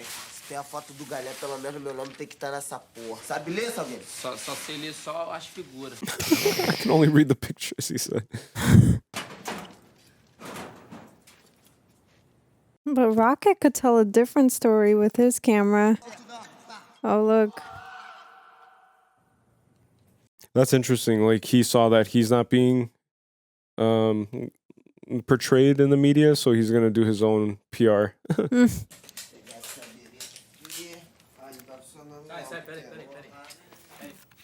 None of them know how to do it. Fazendo clique não. Porra, vocês são os fins de comédia mesmo, hein? Vai chamar quem? Tô fudido mesmo. Oh, don't involve him into this. Aí, segura essa máquina aí. Aí, moleque. Então, Tu não é fotógrafo, Biscapé? Tira uma foto aí, faz isso aí funcionar que a gente não conseguiu fazer, não. The irony, it's the camera that was meant for him. Mm. vocês quebraram a porra da máquina, meu Quebrei irmão. não. Acho que o problema é aqui, ó. But it starts his career as like the closest guy to that. Tira mais foto aí, busca. And it's ironic because he wants to be famous. So he could share these pictures with the company that he's working for. Vai ficar fora, cara. Chega pra lá, irmão. He's like, okay, I could. Chega ali, você. Oh, I wanted him to kind of get as far away from this life as possible, though. Dá pra revelar. Quanto é que é? Então leva esse dinheiro aqui, ó. Traz as fotos aí pra gente ver, buscar. Pera aí, tem que tirar o filme. Não. Pode ficar com a máquina pra você. Hã? Pode ficar com a máquina. O Belém não queria te dar, então. A máquina é sua. Obrigado. Wow. Comes at a price, though, right? You know, he has to be involved with them. It doesn't seem like he's complaining, worried, yeah. Hey, he's just pursuing his passion. I mean, he's inside of the belly of the beast. Tem como tu revelar a ampliar aí pra mim? Pô, não dá não, Busca. Senão vai pegar pra mim depois, vai dar problema. Segura aí. Espera isso aqui pra mim, ó. Aproveita aí e já usa um tanque de 4. Falou? Falou. Vou almoçar, já volto rapidinho, tá? Okay. Deu sorte, acostuma. Que tamanho que tu vai querer ampliação, cara? Uh-oh. This is where they're gonna be like, what the? You're like, what do we have here? They're gonna fire him, probably. Nah, it's gonna make their place look. Oh, to you're put it on the right. front. And now he's gonna be scared. Bora, pô. Fudeu, mano. Yeah, he's scared now. He's like, oh shit. Well, he wanted his picture in the paper, so he just got it now. Yeah, but they're gonna think he's like a snitch. Alguém tinha me condenado à morte. E eu queria pelo menos quebrar a cara do infeliz. It was that lady. Lady. He doesn't have the balls to do anything. Olha só, você que é a Marina, por sua causa eu vou morrer porque você roubou as minhas fotos, entendeu? Me botou na primeira página. Eu vou morrer por sua causa. Você sumiu, desapareceu, suas fotos estavam no laboratório, eu não posso fazer nada. That's so messed up. Dá minhas fotos, isso. E aqui? Não tem mais nenhuma aí, não. Pera aí. Look at her exploiting the... Como é seu nome? Yeah, exploiting him. Escapé. Prazer, sou Marina. Escapé, relaxa. Tô com dinheiro pra te dar aqui, que é justamente por essas fotos que você tirou. Já pensou em ser fotógrafo, Escapé? Já. Porra, bela estreia, cara. Foto na capa. Nenhum fotógrafo, cara. Nenhum jornal conseguiu entrar lá, Buscapé. Se você pudesse trazer mais fotos desse Zé Pequeno aí, com certeza interessa ao jornal. Se você trouxer essas fotos, a gente compra. It works because Zé Pequeno wants to be famous. Yeah, I don't think he'll kill him over it. He'll probably be like, okay, but then I want a cut of your money. Yeah. Aqui, Branquela. Dá uma olhada aqui, Branquela. Or he takes pictures low-key. See? Oh. É isso, meu irmão. I'm telling you. Como que é o nome do seu amigo que tira as fotos? É o Buscapé. Buscapé? Moleque é bom, mano. Vamos levar pra rapaziada ver, mano. See? See, he's happy about it. He's like, I'm gonna die. Oh. É uma oportunidade He's an overthinker. I could relate. Yeah, well, Zé Pequeno, he's hot and cold. You never know which version of him you're gonna get. Garoto, você tá fazendo a escolha certa. Parabéns. Deixa eu arrumar filme, lente, se você quiser. Aw, I'm happy for him. Escapé. Damn, he has access to better cameras now. O problema aqui ainda. Oi, qual Onde é que eu vou dormir essa noite? Não dá pra me entrar lá. 135. É de perto ou de longe que você vai fazer? De longe. De longe. It's a nice parallel because it's the guy coming with the guns, and then now it's him seeing the cameras. Tá muito perto, não tá não. Oh, he's gonna do it from afar. Eu podia até morrer no dia seguinte. Eu escolhi uma câmera e uma chance de virar fotógrafo. Something real, right? Real passion, real pursuit. Mm-hmm. Vai beber nada? Quer fumar? Baseado? Oh, is this gonna be his first relationship? He's gonna lose his cabaço.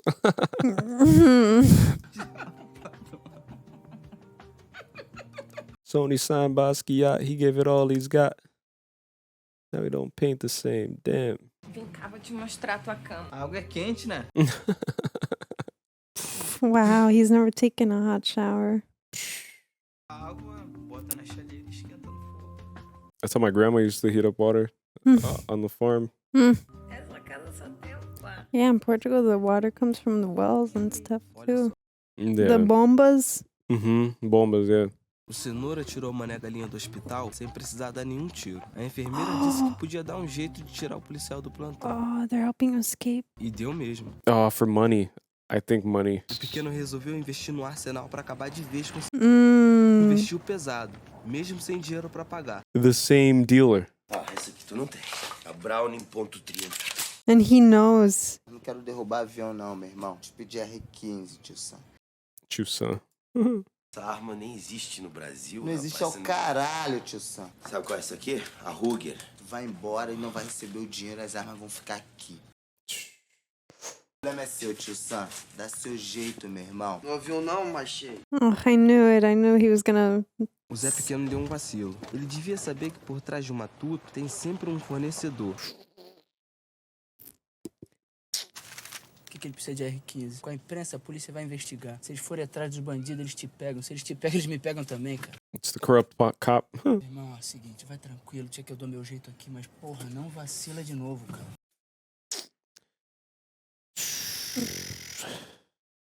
Charlie, chega aí. Seguinte, meu irmão, quando tu chegar lá, tu diz pra ele o seguinte. I knew it. Yeah. Vou cobrar minha dívida daquele traficantezinho de merda. And now he's gonna go to Zepcan. I knew it. Guy was gonna lose his life one way or another. Yeah, there's no way out of this. Molecada, vocês não gostam de comer galinha? Depende. Então vamos comer galinha no almoço e mais tarde vamos jantar o cenoura. Tem um presentinho aí pra dar pra vocês. Gonna give him guns. This is like trick-or-treating. Aí você, grandão. Halloween. Vai mesmo jogar o ferro na nossa mão? O ferro vai ficar na mão de vocês, mas eu quero vocês comigo mais tarde dando tiro em cima do cenoura. Sabe atirar, moleque? Mais ou menos. Mais ou menos? Eu sei, cara. Aí a gente participa. Oh, and it cuts to the intro. Oh. Huh. Yeah. And they're cascando cenoura. Oh my, and galinha is the knockout Ned, right? You're right, yeah. Zé Galinha. Pega o Zé Galinha, pô. Oh, there was a graffiti that said Gabi. Was it? Yeah. Se pequeno te pegar, ele vai querer te matar, hein? Oh, here we go. You're right. It looped. Oh, man. His heart probably fell through his butt. He doesn't know if he's gonna die. Não corre não, porra! Oh, and he thinks it's against him? That's crazy. He's literally in the middle of it. Man. He's like, which side do I go? They're scared. The cops are scared. He wants another one. Vambora, Buscapé. Tá esperando o quê, moleque? He's confused. I know. He's "Wait, like, what?" is this a trap? I'm telling you, you don't know which Zay you're getting today. Here we go. Well, you better not shake. Don't shake. I mean, it's a cool picture, all things considered.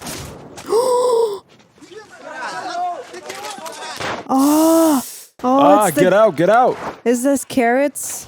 Cenouras, man? Yeah, but he got the picture, though. Damn, bro. Não fode, compadre. Não fode. Wow, he... Gee, 400 shots a second right there.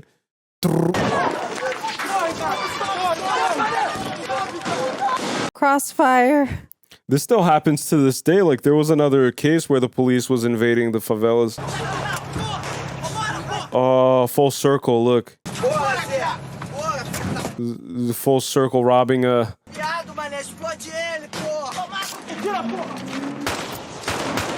I don't think it's smart for him to drive a propane truck, though. I know. Like, can't you just... Oh. Another kid. Oh my gosh. Mas por que você foi se meter nessa porra dessa guerra? Quem não se fudeu, vem! Vem! Segura a tua porra dessa onda aí. Segura tua peteca. Segura sua peteca. Deixa a peteca cair, pô. Oh! Oh, no! Oh! Wow, don't tell me. Eu me chamo Otto. Oh, he shot him first time. Quero me vingar do assassino que matou meu pai.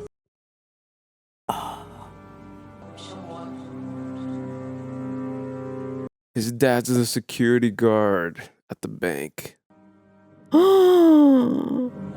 That's his dad. Damn. And that was his first, like, kill that he decided now is the time. Now we could break the rules, right? The exception, yeah. Wow, it's just like a cycle of, like, revenge.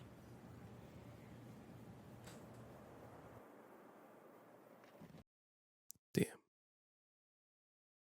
I'm stressed. I mean, look, you live by the gun, you die by it too. Because I'm sure there are innocent people dying too, but the likelihood of these people dying is like, because it's literally their lifestyle. Oof, they're getting arrested. Oh, they're finally getting arrested. Damn, and he's the real winner here. Wow. There are no reporters right here. They're taking down the two drug lords, basically, of the Cidade De Deus. Two birds, one stone. He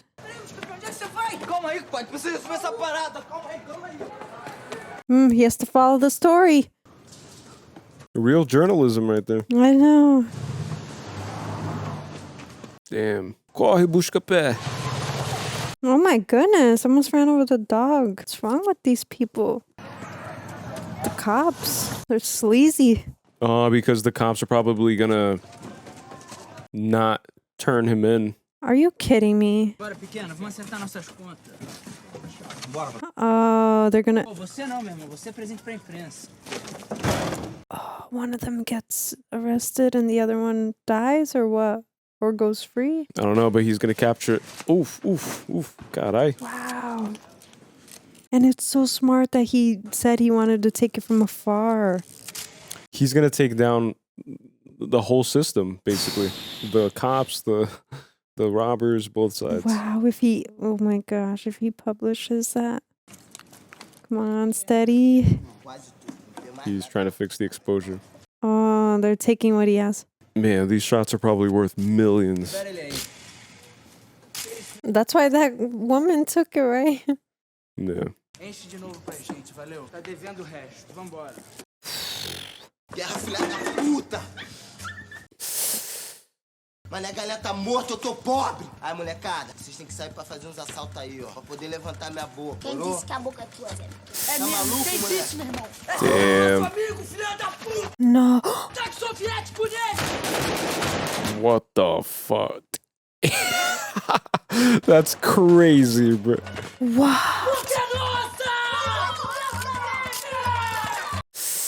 He better get out of there. These kids are... Man, look at that. Damn. Wow. The irony. I have no words. And he gave him those guns. I have no. I mean, he said, right? Wow, look at that. Oh my goodness! Look how many shots. One for not even enough for the lives he's taken. Like, there's so many. Damn, that shot is crazy. Oh my goodness. Show de balo, cara, velho. None of them deserve this. It's the system, I'm telling you. Like, it's just gonna generate a news epican. Like, one of those kids is gonna take up his shoe. Se eu entregar só essa foto do bandido, eu consigo trabalho. Com essa daqui eu fico famoso. Vai sair até em capa de revista. Wow, look at the reflection in the blood. Encheu o saco. Mas é a polícia. He has to. It would be the right thing, right? Why? Pô, a gente quase morre por causa dessa foto aqui só. Pior que é, né? Pelo menos agora tu arrumou um emprego. Because otherwise the police force would have killed him. E aí, é jornalista? Comeu? Ela é gostosa? Mais ou menos. Não acho que jornalista sabe trepar, não. Tem que passar ele. Vai nós dois e mais 3 moleques aí, falou? Ai, fechado. Aí, tu já ouviu falar num tal de falange vermelho que tá chegando aí? Não, mas se ele vir, a gente passa ele. Comando vermelho que tá chegando aí. Bota aquele filho da puta daquele madrugador do perigo.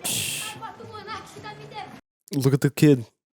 Look at the size of these kids, bro. The cycle continues. It restarts.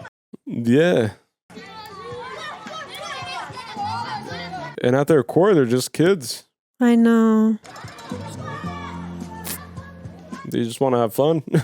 And how could they know, like, true right from wrong if wrong is all they knew? Agora eu sou Wilson Rodrigues, fotógrafo. Wow. Wow. Oh gosh, I'm a little disappointed in him. Well, you can't be, because that's just the system. Like, he's smart. Look, and like that's the real guy right there. Oh, I see. Wow. So it gives them their like real counterpart. I can't believe it. Like, these kids like really died. See, that's the real footage. A polícia em cima de mim, ela dá sempre. Portanto, eu entrei por... Yeah, they spare him. Mané Galinha diz que a briga vai continuar. O delegado José... Damn, they recreated it. As 2 quadrilhas da Cidade De Deus. Wow. Oh, Alice Braga. That's the girl, right? Alice Braga, yeah. That's Angelica. I recognize her from something. Is she in that Shack movie? The Shack? I don't remember. Maybe. All right. What a heavy movie. Before we even start the conversation, I just want to welcome everybody who's listening on the audio only format, which right now it's kind of tricky because we're transitioning and kind of building that structure, right? Mm-hmm. So it's kind of like we're doing a thing that doesn't exist yet, but it will exist. So it's kind of like a premeditated. Yeah, it's kind of like we're like speaking from the future or we're whatever. But my name is Callie Lacerda. And I'm Gabriella Lowe. We'll introduce ourselves during the discussion portion as well, because a lot of people, maybe they become fans of strictly the conversation around the film and not necessarily the reaction. There are people who enjoy reactions. There are some who don't. But I think everybody likes to talk about movies and stuff. So, and just to preface, this is our discussion right after our reaction to the City of God, or in Portuguese, Cidade De Deus. Cidade De Deus. Some of them say Deus with the shush sound, which is more in line with how like Portuguese speaks. São os cariocas. Cariocas. Porque a família portuguesa foi primeiramente para o Rio de Janeiro, estabeleceu o império lá, né? Oh, Rio de Janeiro. Reinado, yeah. Is Carioca? Is that Rio de Janeiro is? Rio de Janeiro. I see. Aí tem o paulista, que é pouco mais, né? I don't know how to do a paulista accent. Sotaque. Yeah, mas também tem o sotaque. This is a heavy-ass movie. Yeah, it was. Holy schmoly guacamole, man. I don't even know where to start. Oh, man, like for sure, this is the heaviest movie we've seen on the channel. I think it's the heaviest movie I've seen today, maybe with the exception being The Passion of Christ, which I've seen with my mom growing up. That one's gruesome for its own reasons. This one, it's kind of like The Passion of Christ in its own way, where it does not censor the violence and the sheer brutality of this world. You know, like it doesn't shield you from it. It doesn't close your eyes to it. I really enjoy how it portrays crime. Yeah. I think that that's essentially the best way to spread awareness on something is to show it in its full kind of like glory, so to speak. And it really did that with this one, with this movie.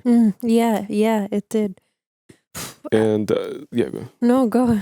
I was gonna say that I also like how the camera work really makes you feel like you're there. Yeah, and it adds to the heaviness because you're not just watching a movie; you're kind of just being taken along for a ride inside of the favelas, and it gives that hyperkinetic vibe where you're running with the cameraman and you're there and you're on the scene and you're in the trenches and you're face to face with these monsters, you know, with these criminals. Yeah. So I really enjoy that.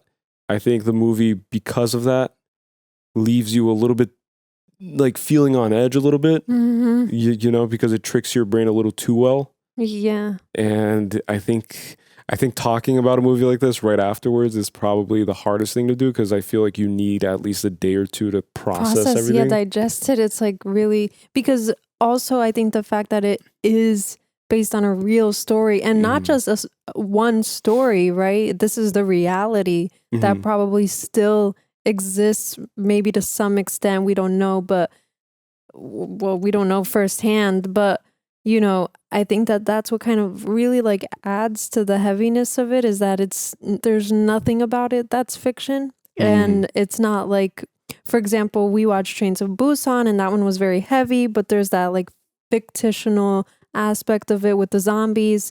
In this case, it's literally a, you know, cut and paste of real life, real events, like real things that happen, real people. And I think that that is what makes it so much heavier and why it's so hard to like process, and you can't even like manage your emotions throughout it because you're like taken for a ride, like you said. And it's interesting because I think that the camera work is obviously meant purposefully for that reason. Where instead of like the still camera shots and you watch the action unravel, which is usually the case in movies, like this one, like you said, it's constant movement.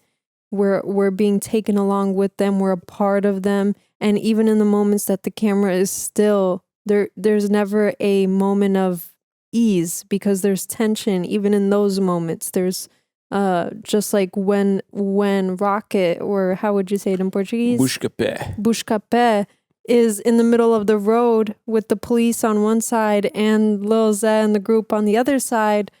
That was like a moment of stillness, but you felt the tension of what's going to go down. And and every single moment, whether it was the fast paced ones or the more stiller ones, it was always feeling like that. Even the moments that were quote unquote somewhat positive or lighter with the dancing, you were already anticipating things going wrong. And I think that that's what made me like even more on edge, more anxiety induced.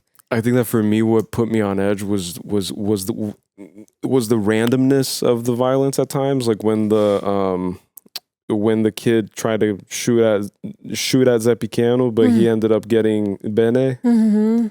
And that just shows that I think that like when there's random violence, I feel like it increases the level of tragedy because at least if you know what the intentions of the villain are, you know, like if you know what their goals are, what their intentions are, what they plan to do with their violence, then you create kind of a system that you can kind of understand and you can find solutions and stuff. But when it's just random, you know, like randomized violence, I think that that's what puts me on edge. And that's essentially what happened to me when I moved to Brazil. Like within, I want to say 2 weeks, I was jumped at gunpoint for my phone and for my cleats.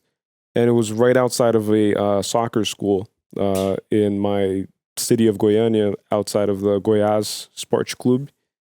And I had just moved to Brazil. So I was living here in New Jersey, and you know, like here you walk around with your phone and you walk around with your items and stuff, and especially during broad daylight, it's like you don't expect to get jumped.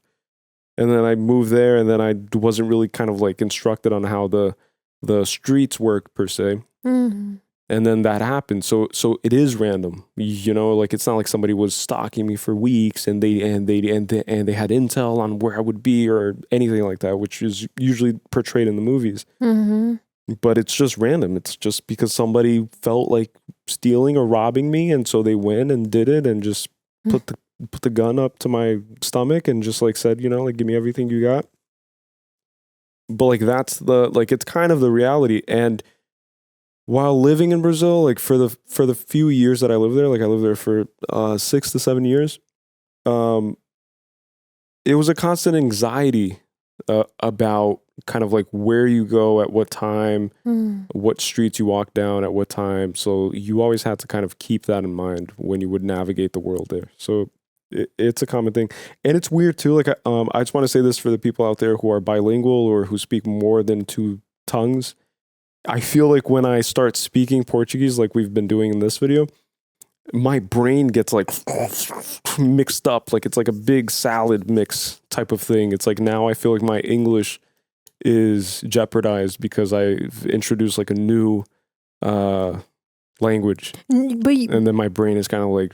You know that's a real scientific thing though, right? With like bilingual people especially, is that you are kind of like taking on 2 personas. It's like the persona that you attribute to when you're speaking English versus the persona that you attribute to when you're speaking Portuguese or whatever your second language is. And then it's literally like even people's tonation changes, like the inflection of their voice changes depending on the language that they're speaking. And I think that like, yeah, that makes sense. Like, of course you're going to feel split brained right now, kind of like.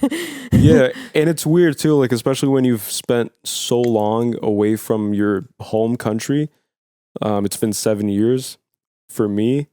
And it kind of feels like the identity that I had formed with that language is far gone. Like, it's like already, like it's been, like it just scrambles my brain a little bit, and then it makes this like discussion part a little bit strange because I feel kind of like an imposter in a way where I don't live in Brazil anymore. I haven't been there in 7 years, but then at the same time, it's like I've lived there. Like I've like seen things. I've like experienced the country firsthand. Like I have family members who are completely impoverished. I have some who like graduated universities and became something. It's like I've seen the full gamut of like poverty.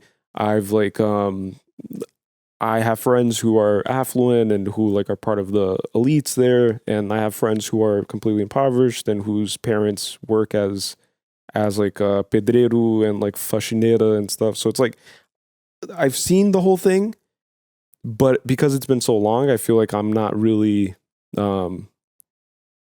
like the right person to speak on it today. It's like I've just been completely disconnected from it. So I'm not going to do that with this conversation. I'm just going to speak on the movie and like what I feel organically. And the one thing that I will say is that violence as it's portrayed here is a common thing, in the sense of like when it's architected the way it is in Brazil, like especially in the favelas, it's like those are the neglected groups, right? That have to kind of fend for themselves. And those are the groups that the government has given up on, and they have to make do with what they have. And eventually there are shadow governments that fill that void. And usually they use violence and crime, especially drugs. And it's no different than the crack epidemic in the inner cities of the United States during the 80s and like 90s, with the deindustrialization of like main hubs like Detroit, for example, Chicago or whatever. But like the filling of the void, like once the government and the state decide that they're not going to be supporting a certain group, then usually they resort to violence. Yeah. But I feel like the violence, as we've seen, is instigated by the state in some capacity through the corrupt police department, through corrupt politicians, And there's another movie too that I told you about that I want to watch on the channel that I haven't seen since I was like 14, called Tropa de Elite with Wagner Moura. He recently won something. I think he won like an Oscar or like an Emmy or something. He's the guy from Narcos, right? He's the guy who plays Narcos, and I know that because at the time, like people were like, "Oh, like Narcos is so good," and then I was like, "He's not even Hispanic. Like he's not even like a Spanish speaker." He plays Escobar. Yeah, he plays Escobar, which is funny because like whatever, right? Wow. But it also follows that like gimmick that in the United States, if you say that you're Brazilian, people say like, "Oh, so you speak Spanish," and like Americans are kind of Big oblivious. Sean. Yeah, He's like, "Eu sabe, você Say amor," more, yeah. and then he's He like, "This examples shit it. sound like Narcos," and it's Yeah. like wrong, Oblivious wrong language, people. buddy. Yeah. It's okay though. But like that movie shows different reality in the favelas. I think it's set in São Paulo, if I remember correctly, and it's told from the perspective of the police and the state but it still emphasizes corruption. But then at that level, the corruption kind of trickles down from the politicians, right? So it's like a hierarchical system of corruption. So it goes politicians, and then the police departments, and then the drug traffickers. Yeah, because the police departments are just laborers for a larger, just like you're saying, for a higher, Institution or something. right? And in this case, it shows because there are times where they just completely run away because they themselves are scared and they don't want to threaten their own lives. And so, of course, they're gonna, whatever city that they are, policing after, they're gonna start inhabiting the same characteristics or the same mechanisms of dealing with things, because it's the only way that they can ensure their own survival too. And then that's where it gets tricky. It's like the same way that these kids can only develop the violent nature in order to survive is the same thing that you could say about the cops to an extent. And I think it's the love of power too. Like I think that the cops probably see the criminals living it up and like having these lavish lifestyles. And then meanwhile, the cops are getting paid whatever the salary for a police officer is, which isn't that much. Yeah. And they're being placed in these positions of high risk. And a lot of them probably feel like they aren't compensated enough. And then that's what leads them to do black market arms deals and play both sides and supply both sides. And so it's kind of like a tricky game because at the end we saw that the supplier of the guns was enabled by the police department. So the person that's supplying the weapons for both sides to kill themselves is essentially the person that's supposed to be instilling or upkeeping the peace. So it's all just a big scramble. And I'm sure that at some point, maybe I'm wrong, but at some point, wasn't being a cop, for example, something that was voluntary, or was it always a paid wage? Oh, I don't know. Received? Actually. Because I think that that's kind of, I mean, I don't know how that would work, but I think that that's what it should be. I think that the idea of a police officer, if I'm not mistaken, and maybe this is a bold kind of guess to make on camera, but that's just the nature of Mentally Gone and it's who I am, so I'm just going to speak my mind. But I'm pretty sure that police officers were invented out of the need to keep slaves from running away.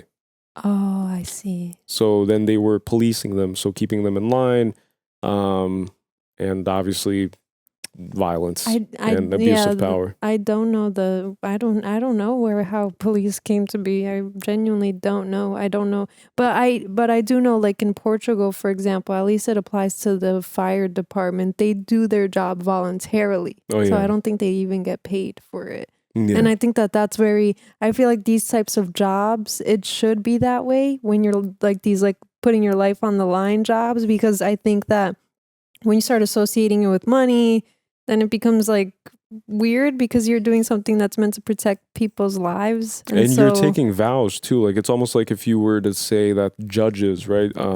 Supreme Court judges shouldn't take on a salary. It's like they should be in service of the people out of their love for the law and justice, which we know is not the case. Yeah, of course. Right. Exactly. That's my point. It's and doctors too. Like speaking of Brazil, most people I grew up with, meaning like in school and like people my age from the time that I lived in Brazil, a lot of them had certain careers in mind, but it was usually because of the monetary incentives. So you would become a doctor because doctors have great houses and they live well and they have money. So it's kind of like, okay, so I'll be a doctor. Yeah. And some people don't even develop that sense of empathy because they incubate themselves in a highly produced version of what they believe is to serve, right? So they serve in their own private clinics to the upper echelon, or they just work in the family business, and they kind of are disconnected permanently from the real requirements that are demanded by each profession. You know, like it's usually just towards money, and that's what I escaped from. So I was, trying to escape slavery in that way. I was trying to escape that ideology that was very limiting to me at the time, and just the whole system of like, there's only a certain amount of seats at this university, or there's just a certain amount of like opportunities for you to become this and become that and become this, and you also have to make that permanent decision at a very young age, and that's how they kind of like get you. It's because family is pressuring you, friends are pressuring, and I just kind of, I don't know, I just kind of stalled it a little bit, and then I just did a little bit of cursinho, and I just never really applied myself at all, which I do regret a little bit to this day. Like I've shared with you that at a certain time, I was very guilty for that because I felt like my mom was putting her all into being able to purchase a good education for me. And then I started feeling like it was going to waste, but then that's when it just dawned on me that everything I do is imbued with my essence and with my spirit and with the stuff that I've accumulated and learned through experience, through learning, through going to a good school, going to a public school in New Jersey, going to a whatever, it doesn't matter. Yeah, and you can't associate you have to focus on that because you can't make it about grades or graduating or whatever it is that these standards and expectations, right? Because then it's that completely pushes aside everything else about it that's real. It's your experience with that is real. The friendships you made from that was real, so there is no waste. And even I felt that way when I dropped out of college and my parents had paid for those 2 years that I was in college, and it didn't end up amounting to anything. But I think that I wouldn't have changed that experience because in that experience is where I was kind of finding myself a little bit, and definitely not in the ways that I've found myself in these last years, but having that, exposure, friendships, whatever. So I don't think that we could look back on things with regret. But to your point really quickly, it's interesting because it shows how your status, quote unquote, either way, you're pushed into a corner. So in this case with the movie, they have to make a decision. Are you going to sell fish on the street, or are you going to, do something that's scalable, that you can be more successful doing, which is, getting involved in the drug industry and dealing it out, or whatever the case is, or being involved in the gangs and doing the violence. So you have to choose, but your choices are limited, and that's what life feels like. It feels like we're constantly expected to make choices and make them timely because time is running out, and you're getting old, and then you're going to be out of high school, so you have to decide what do you want to do after high school, and then you're going to be out of college. What are you going to do after college? And you have to build a retirement fund. It's where's your now retirement you're getting fund? in your 30s. When are you going to have kids and a house? And it's all these things, and it's always pressure. And I don't think that we were ever designed to live like this. No. By the way, even as I look around, I see all these screens, and I see, there's an internet box over there. There's all this stuff, even being on YouTube and being on Spotify. If you're listening on Spotify, it's all just it's all fugazi, it's all just pixie dust, all of it. And it really is I don't know, even the stuff that we pridefully and proudly, champion, these like grandfathered in concepts of the world that we've just grown to accept. I think that everything is kind of just a matter of perspective. Everything is relative. Yeah. Like imagine if we all challenged the systems that are in place where we're constantly running a rat race and we're constantly paying taxes and rents and mortgages and all these things like grocery store items are insanely priced. It's ridiculous. And if everyone collectively challenged it, then the world, but we can't even imagine what the world would look like at that point because it's just been facilitated this way for so long. And it's reinforced too, like even now with the files being released and stuff, and like a person commented below, like before, saying that if I speak on politics, I'm gonna divide my crowd and I'm gonna alienate a lot of people. But it's like that's the life we live. Like we're living in a world where the person in office is implicated in one of the biggest child trafficking, how are we gonna human ignore trafficking things ever conducted in history. Like the biggest kind of Illuminati Scooby-Doo unmasking moment is happening. And my point is that nobody cares. Yeah. Because everybody's too insulated and everybody's too sedated and numb. And it's Stranger Things, it's this coming out, it's the new Harry Potter Super TV Bowl. show, it's the Super Bowl, it's whatever the F is happening. And that's always something that takes the center stage, and then everybody just eventually forgets about it. And people get away with it. And then to connect it to the movie too, it's like desensitization is real and it happens, I think, regardless of wherever you are, whatever your circumstances are. The world, it's literally meant to desensitize you so that when they do unload all these things onto you, or there's events happening or experiences, you just kind of you're already fatigued. Yeah, you don't even like bat an eye sometimes. You're like, oh, another thing. And I have a few theories on that, but I'm gonna have to reset the camera. Hold on. Okay, go. But I actually have a theory on desensitization. I think that the schooling system itself, the Rockefeller model of schooling that everybody our age at least has undergone, and even people your parents' age, right? Mm-hmm. And like my mom's age, but my mom didn't really finish school. But the whole point is that that's designed to also desensitize you from existence. I feel, like they tell you everything that you need to know, and they tell you that they know everything and that they have all the answers, and so you trust them and you believe them because your parents trust them and believe them, and they drop you off at that institution, and then you get kind of just compromised in that way. I feel like I'm not an advocate for like homeschooling or anything, or like I'm not saying don't go to school at all or don't put your kids in school. I'm not saying that.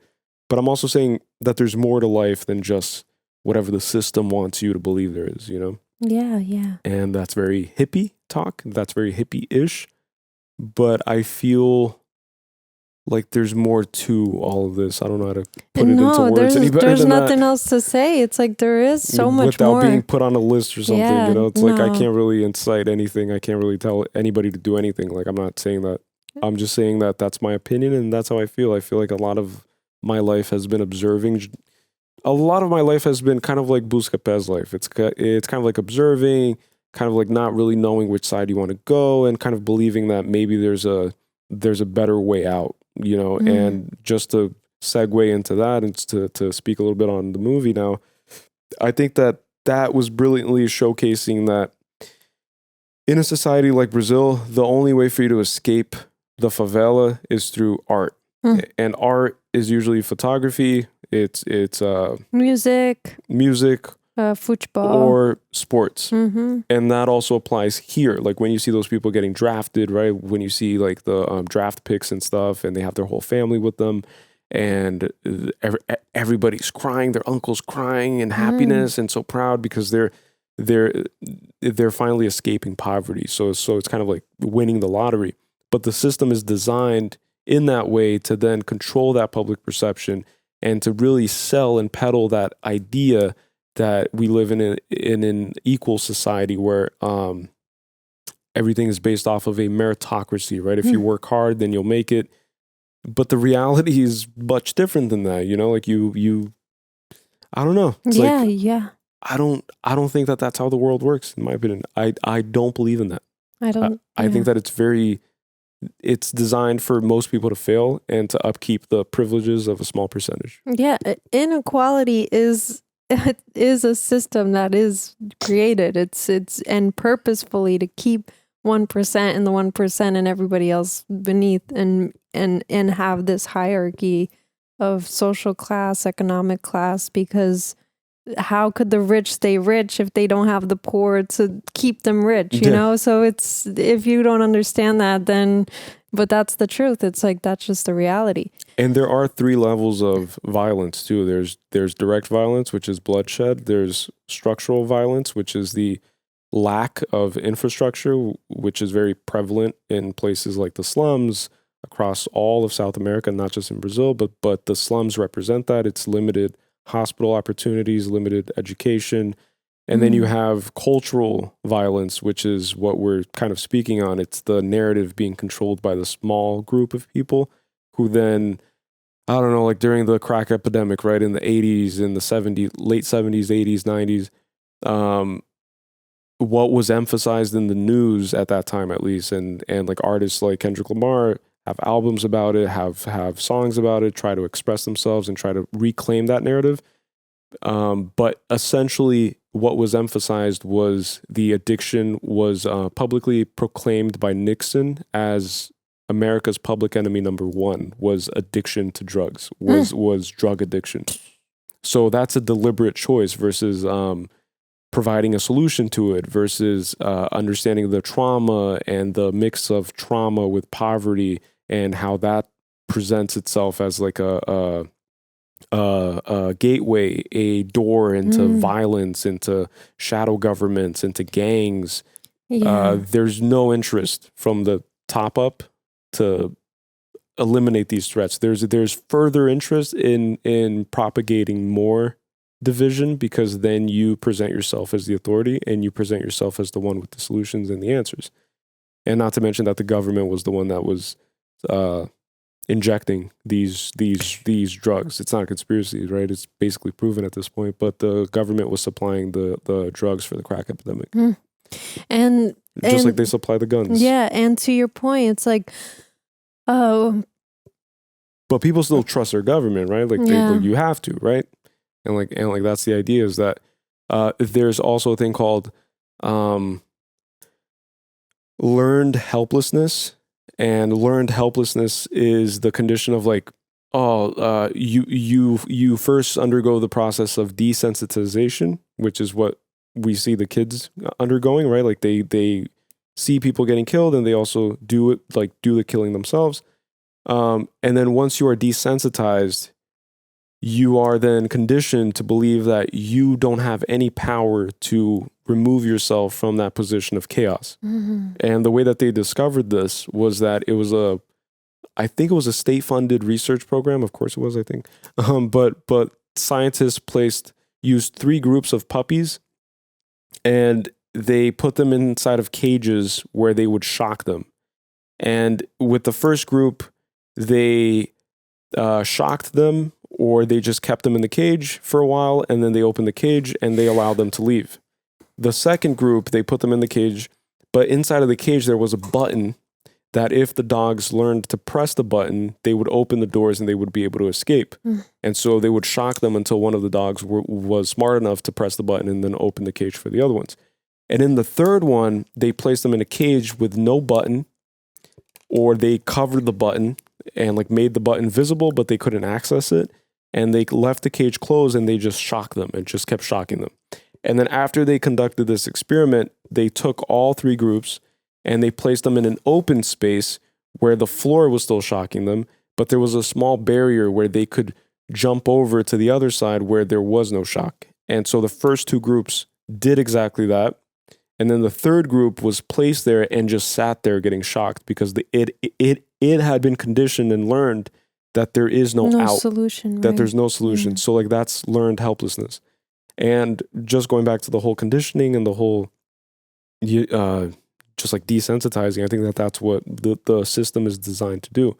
And it does it in many unique and nuanced ways, just like you're saying. Like it's like, oh, by 30, you're supposed to already have kids and be married and all this stuff. And so it desensitizes you to what the meaning of existence is. And I think that, yeah, that's what I think. I don't know. Yeah. Ooh, I needed to catch my breath. But it's pretty heavy. It's like an anxiety inducing the whole thing, which it's obviously meant to do. It's like meant to shake you up about it, and there's so much to it, honestly. Like there's like so many elements to it. Because police brutality in Brazil has always been a point of contention, right? Like it's always been a thing.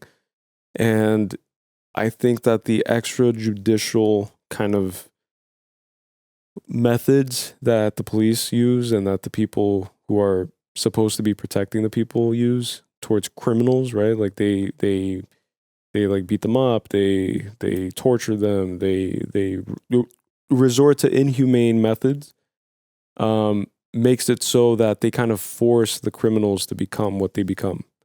You know, because then you grow up in an impoverished area and you see these police officers who act as if they're kings of the area, and they do all these things to the poor people, and they get away with it. And so they start maybe viewing the gun as the key to maybe equalizing the playing field. Yeah. And then that's why there was a lot of focus on the gun. And originally Zé Pequeno wanted to hold that guy's gun and like take his gun from him in the beginning, and he kept saying like, get away from my gun. It's like you're not gonna take my gun.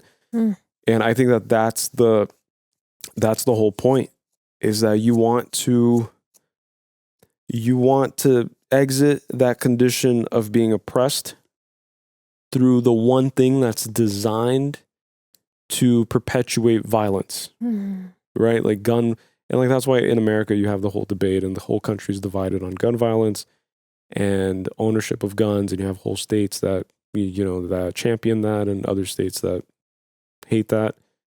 I think that it's just a philosophy that you have to decide. Like, do you prefer to be in a position where you have that in your possession, just like the Zé Galinha guy, where you get a gun and you go and seek vengeance, but then it's kind of justified revenge always results in unjustifiable violence, and that's what I believe, and that's what we learned with John Wick. Yeah, right, because he kills like 70 plus people just in the first movie, and there's more movies which we have to get to, but yeah, I think that revenge is also a key element in this movie. It's like every time that they seek revenge, and then it ends in death or an unintentional death of someone that they weren't trying to kill, and now that person's dead, but then now they have to avenge the wrongful death of that person, and the cycle just continues.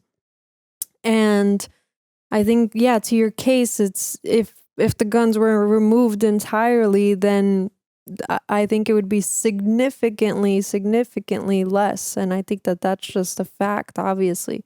There could still be, knife violence or whatever, which is popular in other places, but compared to gun violence, it's a whole different playing field. And that's why they were prioritizing, these AR, whatever, high caliber guns, and getting it from that guy, because it's the only way that they make themselves even more of a threat and more intimidating, is to the police, to the other gangs, to the other people, to the people that they're trying to extort stuff from. And so yeah, I just always feel like revenge, every time we witness every time we witness a revenge trope in a movie or however it's portrayed, I always feel like revenge is something that locks people into a certain pattern, right? So what it showed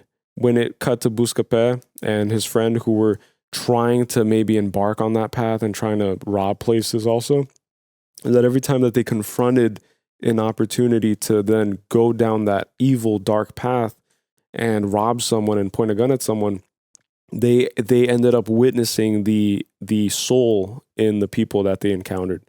And the soul is the redeeming characteristics of a human being, right? So revenge, it locks somebody in a certain pattern, and it villainizes them, or it vilifies them almost permanently. So then there's no redemption. There's no like real kind of redeeming quality. There's no conversation to be had between two parties. There's no understanding to be sought. It's just like, that's the person that I have to take out. Yeah, tunnel vision. And that's it. So it's designed to dehumanize everybody involved. Yeah. And I think that's, that's just the cycle. It never ends well. I think it never ends, period. It never ends. Yeah. But we're still going to war. It's 2025. There's no world peace. There's no... And it shows in the movie too with the runts at the end. They kill Lil Zeb, right? Which was their form of revenge for what he made them do, which is, shoot each other and kind of like terrorize them when they were these kids. Obviously, they were already developing these bad habits. But what he did when he like really stripped them of their innocence, especially the kid that he ended up making shoot his own friends and kill one of his friends. But yeah, like them then putting all the bullets into his back, it wasn't even a moment of them to feel like any type of reflection of, okay, now we could all be done with this type of thing. It just perpetuated the cycle, and instead of any catharsis or any, all right, it's over, no need to continue, they were talking about their hit list. Like, they are now the new Lil Zet. Like, they're now the new people who are just going around killing anyone who stands in their way. And that's what makes all of this so dangerous. But to your point, and why I was like saying it throughout the movie, they do have a choice. Like, I know that, you made the example with the dogs and stuff, but you have characters like, how do you say his name in Portuguese? Rocket? Buscapé. Rocket. Like, you can say Rocket. But you have characters like Rocket who he deliberately tries not to make the wrong decisions, right? Even though he is ingrained in the same system that they are. And he has seen things and he has witnessed things, and he still chooses not to go down that path. And then same thing with Benet, who was trying to get out of that path. And he was even more like embedded, like ingrained in it, because he was doing it firsthand with Lozette, and he was already deciding to kind of like take off and do something else with himself and get away from that life. And so I think everything is a choice, but I have a theory on that too. But you kind of like, I think that characters like Lozette, it's like they become completely blind to, like completely blind to that truth, that idea that there are choices, that you don't have to go to these extremes, that you don't have to go down this path. And that's why there was the parents in the beginning trying to sway them in a different direction. And I think it's just a matter of like not listening. It's like not really listening and not really seeing, because obviously the hope was completely taken away from them. They're born under these circumstances in a place where you can't get away from it because there's no transportation. You have no future there. There's no real jobs, no real income, no real like opportunity or anything. Yeah, but like all of those things are basically fabrications of the system. Yeah, right? but income and the currency. That's what I mean. They're and the like stock hope market. suckers. Like it just sucks away any of the hope that exists. But then you see that there are still good-hearted people, even under these same circumstances, the same poverty, the same everything, and they still choose to be good. And I think that that's where, there's a dilemma, and that's why I can't fully get behind not faulting Zeg, because I think he took it too far. I think that the case with Zé Pequeno, I think that he is conservative in the most literal sense. I think that he sees only one route at any given time, and I don't think his mind is capable of like, just like you're saying, of conceptualizing choice and options. I think that he is convinced in his way of living, like if you were to jump into his vessel in that moment and just like live a day in his life, I think that you would just be very fixated on A. There's no A, B, C, D. There's no like, I could be a good person. I could go to church. There's only like, this is what it is. This is who I am. This is what I am. This is what I am. And I think that people like that, we are shown his upbringing because we're supposed to understand how this villain was like made. And it was just a lot of getting smacked in the face, smacked around, underestimated, not taken seriously, lonely, it seems, aside from his redeeming friend or his one redeeming quality, which is the ability to give and have friendship, which is a redeeming quality for the villain. But that was taken away from him. And so then you see him becoming even more unhinged. Like he kills the guy's whole family, which if he had his friend by his side, maybe he would have been talked out of it. So like that was the one thing. But then we also see that he has a friendship because of his fear of being alone. So he's extremely scared of being with himself. Yeah. And I think that those are the people that don't know themselves. Yeah. And they just know what they don't want to be, and they know what they want, which is to take over that guy's operation and kill him and whatever.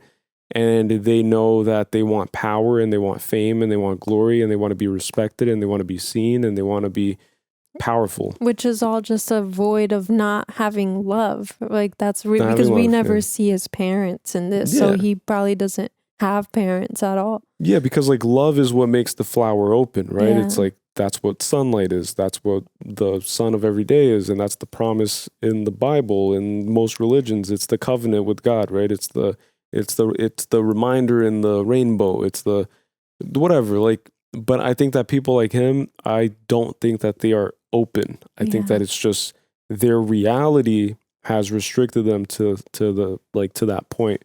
But I also think that some people are predisposed to psychopathy. I think that some people are predisposed to being maniacs and killers and murderers and psychopaths. And provided the right environment and the right push, they can easily succeed in that goal. And that was, to him, it was the handing over of the gun, which he, again, probably grew up seeing police officers beating up his dad or like beating up his mom or like doing worse things to his mom.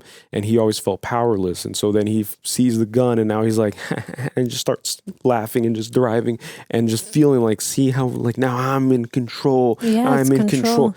So it's not even about the people dying. It's about him being able to do it. Mm-hmm. And like, that's what the mind of, like I don't think he's inherently like all evil, but I do think he's wrong. And I think that there's a very distinct difference between the two because we can't completely fault him, obviously, but he's completely wrong. And if I were to defend him as like a criminal lawyer in court and I had to, it was part of my like vow and commitment, I would find redeeming qualities in him because I do believe, because like that's my philosophy is I think everybody has redeeming quality. Yeah. But he is far gone. Like he's the example of the system of exactly what that system creates when it neglects people and kind of pushes them to the mountainside. Yeah, it's like he could never let things go, it seems. It's like he didn't know when he just didn't know when enough was enough. Yeah. Because it obviously everybody was doing violence, so we can't just ostracize him from that because everybody was doing it.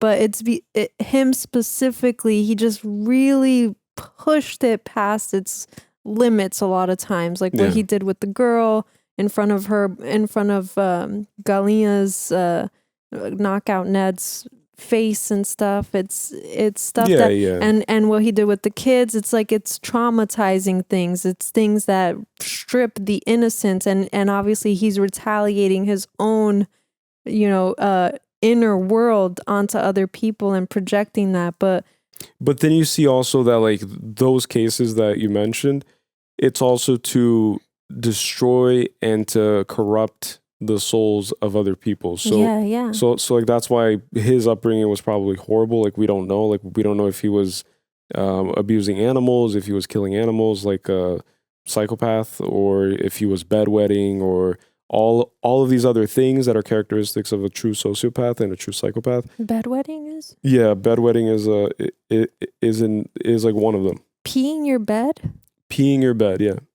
Is a thing of a psychopath.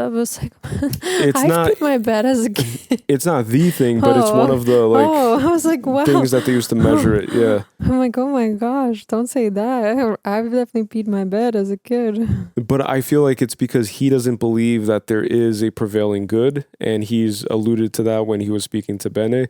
he said that he's too good, like too goody good two shoes at times, and that he's gonna get taken advantage of. So I feel like his soul was completely shattered and destroyed at a very young age. And so that's why he derives kind of like joy in this truly psychotic way of destroying other people. So I think that even the things that he does, just like killing or the R thing that he did with the guy's girlfriend, it's like, I don't even think that he does it for his fulfillment. I think that he does it because he knows that it's destroying somebody. Yeah. And because I don't think he gets fulfillment from anything. And at all. No, I don't think so. I think that even when He's laughs, constantly chasing to find it, but he doesn't. he never gets a hold of it, and that's why he ironically becomes the drug lord, because even with all those drugs in his system, he doesn't get relief from reality, which is usually what his customers and his clientele, they sell their TVs and they march up the hill to get the drugs that help them relieve with the burdens of life. But he's at the head of the table. He has access to everything: guns, drugs, women, everything, power, prestige, everything. And he still doesn't kind of find that fulfillment. And so that's why his destiny had to be that. Yeah. Because it's not going to be anything else. And I wanted to mention, because you mentioned Bennett, I think that what he was meant to serve as was literally, because you said that, he saw Ben as too good and that people could just easily take advantage of him. But in his case, like, being good made him respectable, right? Like, Lil Zed was respected, but really he was just feared by people. But in Ben's case, people it didn't seem like anybody ever took advantage of him or did anything wrong to him or anything, because they actually respected him. They actually liked him as a person and thought he saw him as a good person. That's why Zepicano hated that, because he But hated it could have that been quality. an example. But he doesn't believe that he's capable of that because of his conservative mindset. Like, he doesn't believe that he can be a cool guy and that he can be simpático, like that he can be likable. So like that's why he hates Galinha and he hates Bené. But you know what that is too? It's like, because it seems like the goodness was reflected outwardly, right? Like Bené had like lavish clothing and designer and stuff, and then Galinha, he was called handsome, and then they said like, who's the girl gonna be with, the good handsome guy or the bad ugly guy?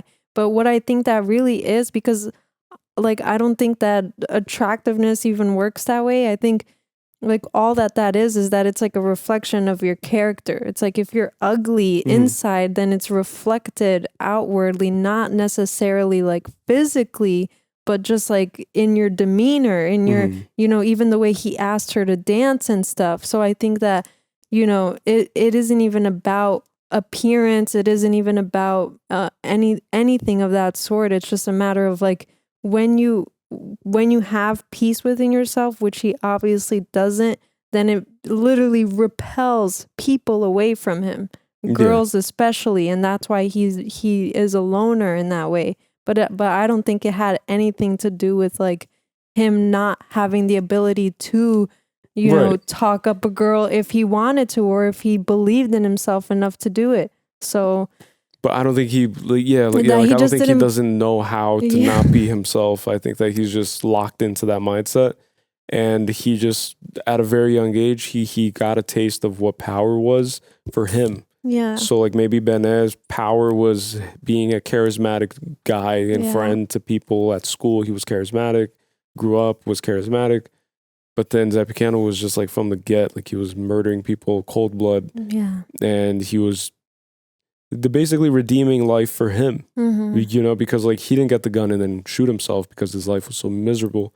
He wanted to live, but he wanted to be redeemed, or he wanted to redeem life or the suffering of life, and that's why he went on this journey towards power. Yeah, you kind of dissociate too from like anything else, and because he treats people as objects. I wanted to mention a point. It's off of Lil's, that like it's away from that topic, but about Rocket and the camera. I found that such an such an amazing part of this story, and obviously in the real life story, thinking about the concept of that, the idea that he doesn't pick up a gun, he really gravitates towards this, like having a camera, and that's his main goal. Like he tries to get a job to get the camera, tries to get fired so he could get severance pay to get the camera.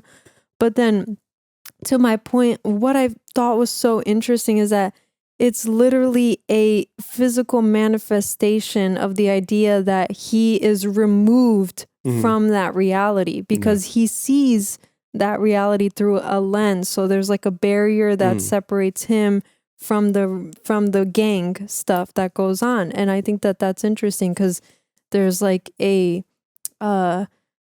creates this separation in a way, which he already has internally, but the camera really solidifies it. The separation of him not belonging to that environment. And it's because he literally sees it through a lens and not with his raw eyeball. You get what I mean? Not with his raw vision. From it. Yeah. Right. And then it's kind of like he's storytelling something, but that something is real. And then it's like a bigger this movie itself is a bigger manifestation of that, right? It's like it's storytelling something to us as the audience, and we just take it. A lot of people, not I'm not going to say that I take it that way, but a lot of people will take this as like, oh, like a exotic film that's like entertaining and dramatic, but also heavy and emotional. But they don't really like grasp that it's a real thing. Yeah, you know? A lot of people, which like worries me a lot, and we've had comments in the past where people are like, "Bro, it's just a movie." Like, it's bro, not. Those people really concern me, because I think that those are the people who are the most far gone. I think, in the sense of like coming back to life, like coming back to reality, and like seeing that a lot of these things, if not everything around you, is a reflection of the culture that you're inhabiting, right? Yeah. So it's like if you're watching a movie, you can't just watch. There is no separation of art from experience. I feel like the artists of every time of revolution, of every time of peace, is the storyteller, is the narrative keeper, is the shaman that instructs the people and instructs history on what actually unfolded during said time. So that's what Buscapé is. He's the Socrates of his time. He's the one who observes. He's the one who then relays it, but who is kind of just there to be the observer. And his function is as an observer, because they don't call him in to hand him a gun and to make him commit to a certain faction. Like, they call him in as the observer, like as the narrative keeper, or as the narrative device in this case. And to your point, if like everything that's fiction, right, quote unquote, books and movies and songs, etc., right, everything that's fiction, that's just storytelling, that's just something for you to watch or enjoy or read or whatever, where would that inspiration come from, right? If it's not from the real world, it's literally all derived from real world, because it can't be derived from anything else. It has, like, not saying the elements of it, but if there's wizards or whatever, but even that, there's still a true essence to it, that if you dig deep enough and you really like unravel the thread, that you see that it always comes down to something that's reflected in our reality. And that's why there's like a saying by Emily Dickinson that there's no frigate like a book, which is like the idea that it literally transports you. A book can transport you. And you look at books like 1984 or Animal Farm, like the George Orwell books. Those are just books, bro. Those are books. Literally, they're dystopian novels. Yeah. Hunger Games, like all of these novels, they're dystopian, but they're literally a inspired criticism by reality on our real world. And so, because artists are inspired, so then you have to ask, what inspires the artist who's painting all of these black hole images? Yeah. Where would they get these ideas from, right? But the very last thing I wanted to say regarding Rocket specifically is the idea that at the end, he makes the choice of publishing the photo of Zé Pequeno dead, right? Shot up by the runts. And he doesn't publish the image of the cops being corrupt and stealing from him right before that happens. Like they release him instead of arresting him, and then they extort everything he has, and then they let him out free. And then, but then all that's shown in the paper is the death, like is the killing and the death.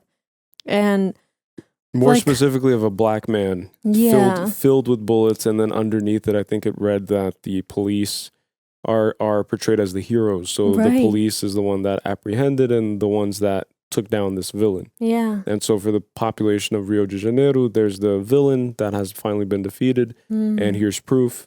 And it's what you expected. It's a black man from an impoverished area who was dealing drugs, which is another trip that I was like starting to go on a few days ago about the crack epidemic, right? And how the United States successfully tied the negative connotation of drug use with a certain group of people, with black people in America, more specifically. And then both terms became interchangeable at a certain time. So the war on drugs was really just a racist war on black people. That's what I believe. Yeah. And so much so that they were depicting and showcasing on national television at the time. And you can look all this up because it's still on YouTube and other websites. But there were like documenting journalism, right? Of like showing black babies that were born from what they called black mamas at the time, or crack mamas or something like that. And they were reporting, and like journalists, like white journalists, were saying on camera confidently that the baby is now destined to deal with the consequences of their mothers, and that they were destined to a life of addiction because the babies were being born addicted to crack. So it's just like a whole generational campaign on, like a whole racist campaign that was targeting generations of black people, like literal generations, like to generate. Yeah. And yeah, like it's just a horrible thing. And then you have like Dave Chappelle, for example, who did that skit on like SNL, the guy who's always wanting crack on his toast and stuff. And then you start, and it's the same guy who walks on stage and you know, proud, like talks, like is the champion of change for his people. It's like but then he plays the role. So it's kind of like, okay, so what are we doing here? Really? Like who are the people who are given the microphones? Who are the people who control the stage? You know, like you got to like look into all of that. But yeah, like I just think that that's what they were depicting on the cover of that thing. And that if he had posted a picture of the police officers, my guess is the journal, the newspaper companies were probably receiving some form of subsidiaries from the government or from the politicians. And the politicians were definitely involved with corruption of the cops in some capacity, because the other movie, Tropa de Elite, proves that. And then you would have that company, that news company would probably go underwater because of that publishing. Because if they expose the police, the state police of Rio de Janeiro, then they would crumble the whole system, perhaps. But let me make an argument for that, right? And also really quick, I wanted to say, well, what were you just saying before I forget? You're saying about the crack epidemic. Oh, right. So we can't ignore or say, oh, we can't make everything about race, when it's literally it's just reality. They were shipping planes full of drugs from the South American countries. One of them was directly from the favelas. Like the trafficking in the favelas was profiting off of Ronald Reagan and freaking Nixon government. Yeah. So American planes were flying into the U.S. filled with drugs, and they were releasing the drugs inside of these inner cities that were being de-industrialized.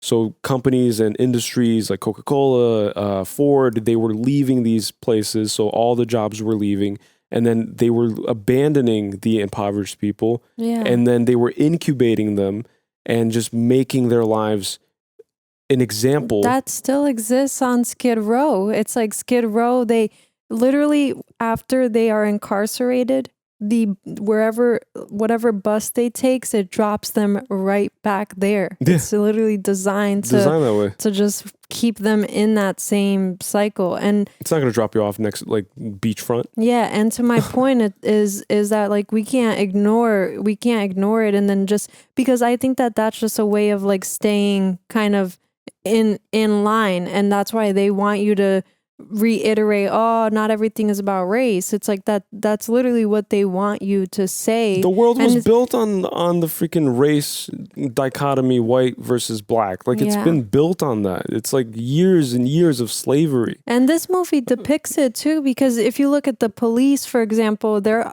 very evidently lighter skin, not saying that they're completely Caucasian or white, but they're very evidently lighter skin than the kids in the community, right? The kids in the community have dark skin, and they're the mulattoes ones who, is what those are known as. And they're the ones who are suffering the most. And I'm so like considered technically mulatto, and when I was living in Brazil, I like suffered racism because I went to an all white school, and I was the darkest kid there, and so people would call me the N-word with a hard R. They would say it in English because they knew that I came from New Jersey. And it was just like right out of the gates, it was just racism, like first thing racism. So Brazil from a public PR, like a global PR perspective, it's portrayed as the country of soccer, as the country of inclusion, happiness, Rio de Janeiro, beaches, good food. But in reality, it's one of the most racist places I've like lived. That goes for so many Brazil. other countries. Goiânia is where I was at too. Like it's like the inner. It's not even the like ports, the like main import ports. That goes for like the bulk of the world, honestly. Like European countries, it's like they're romanticized, right? But it's a real thing. It really is a real thing. And I think that even the journalists in this movie, like they're white. They're white people. And they're controlling the narrative. And exactly. And that's what I wanted to make my point about, is that you rarely get the personal accounts of the story being told.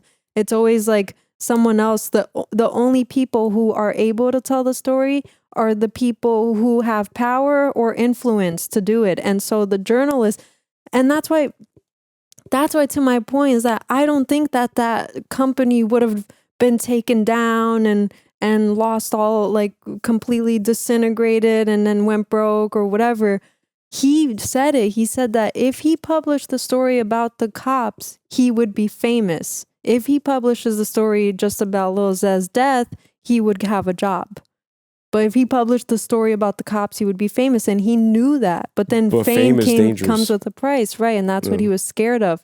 But I think that publishing company, it wouldn't have hurt them. That would have been probably even the more juicy preferred story, right? Because there was already so much of the gang stuff being shown. Like that was already, you're right, yeah. That was already like normal. That was just already every day for them kind of thing. The having the direct access that Rocket had and having them holding the guns, that was different, but it was still in the same stories that they were already releasing, which was about the gang stuff.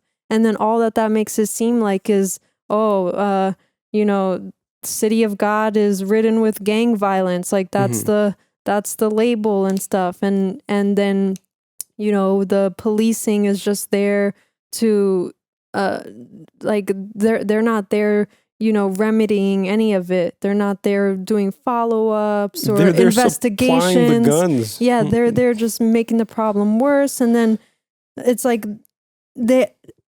notice how nobody ever says call the cops, right? Because cops don't feel safe there, especially. Yeah. It's like the cops are just another threat. They're just they don't treat anybody like civilians. They don't do de-escalation process or anything. It's all. But that goes for like every place in the world almost. It just depends on what the average household income is. Yeah. And depending on, like, I think it's directly proportionate to the response time of the police.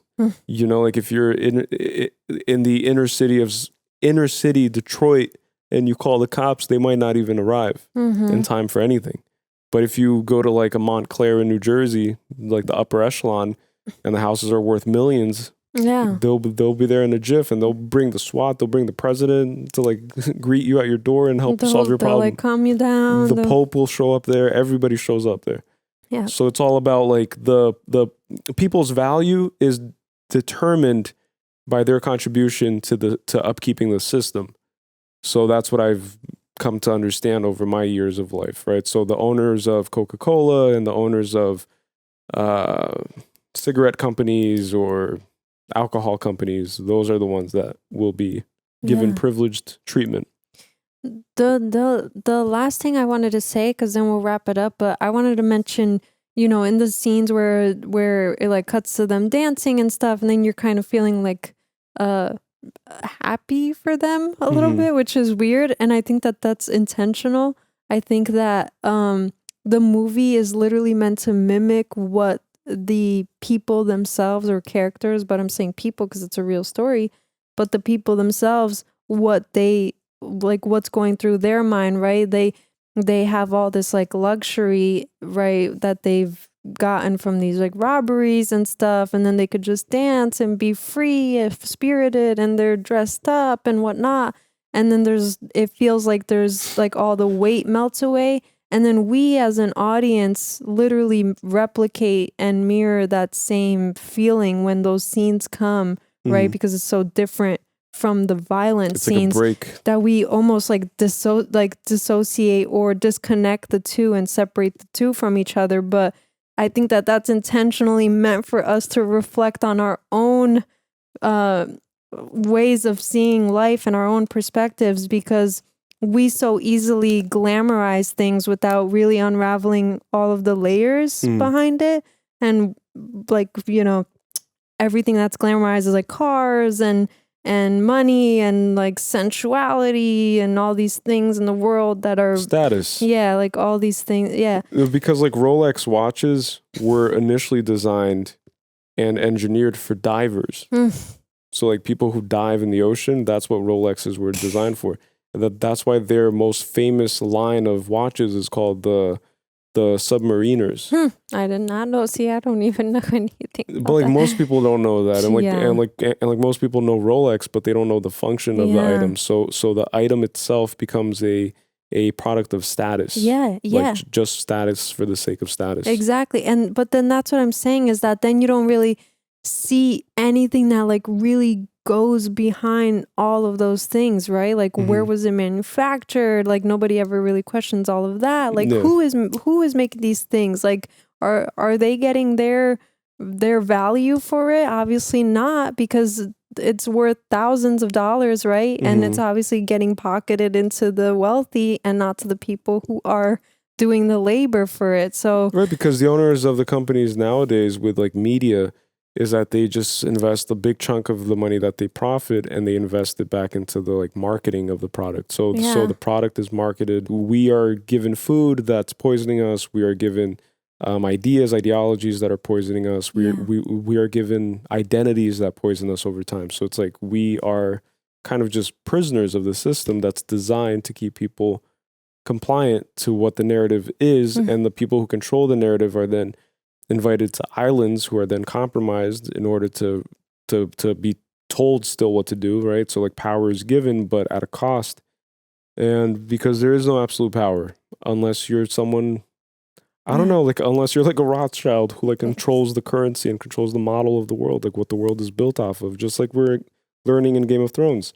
The Lannisters control the coin, so they control the world. yeah, and I think honestly, like it probably all sounds kind of out there or conspiratorial or whatever. Everything but, I said, you could follow. but- You can find proof of it. Right, but that's what I'm saying. Like, I think honestly, if you still believe that you're not being constantly geared to like thinking that you know what you want all the time, like what you want, what you really want, Guaranteed and that not- that you don't know what you want. Guaranteed. and that it's not just, you know, been systemically conditioned into you and programmed, priming, then like it's scary though. It's scary. It's dark and heavy, and it's real though.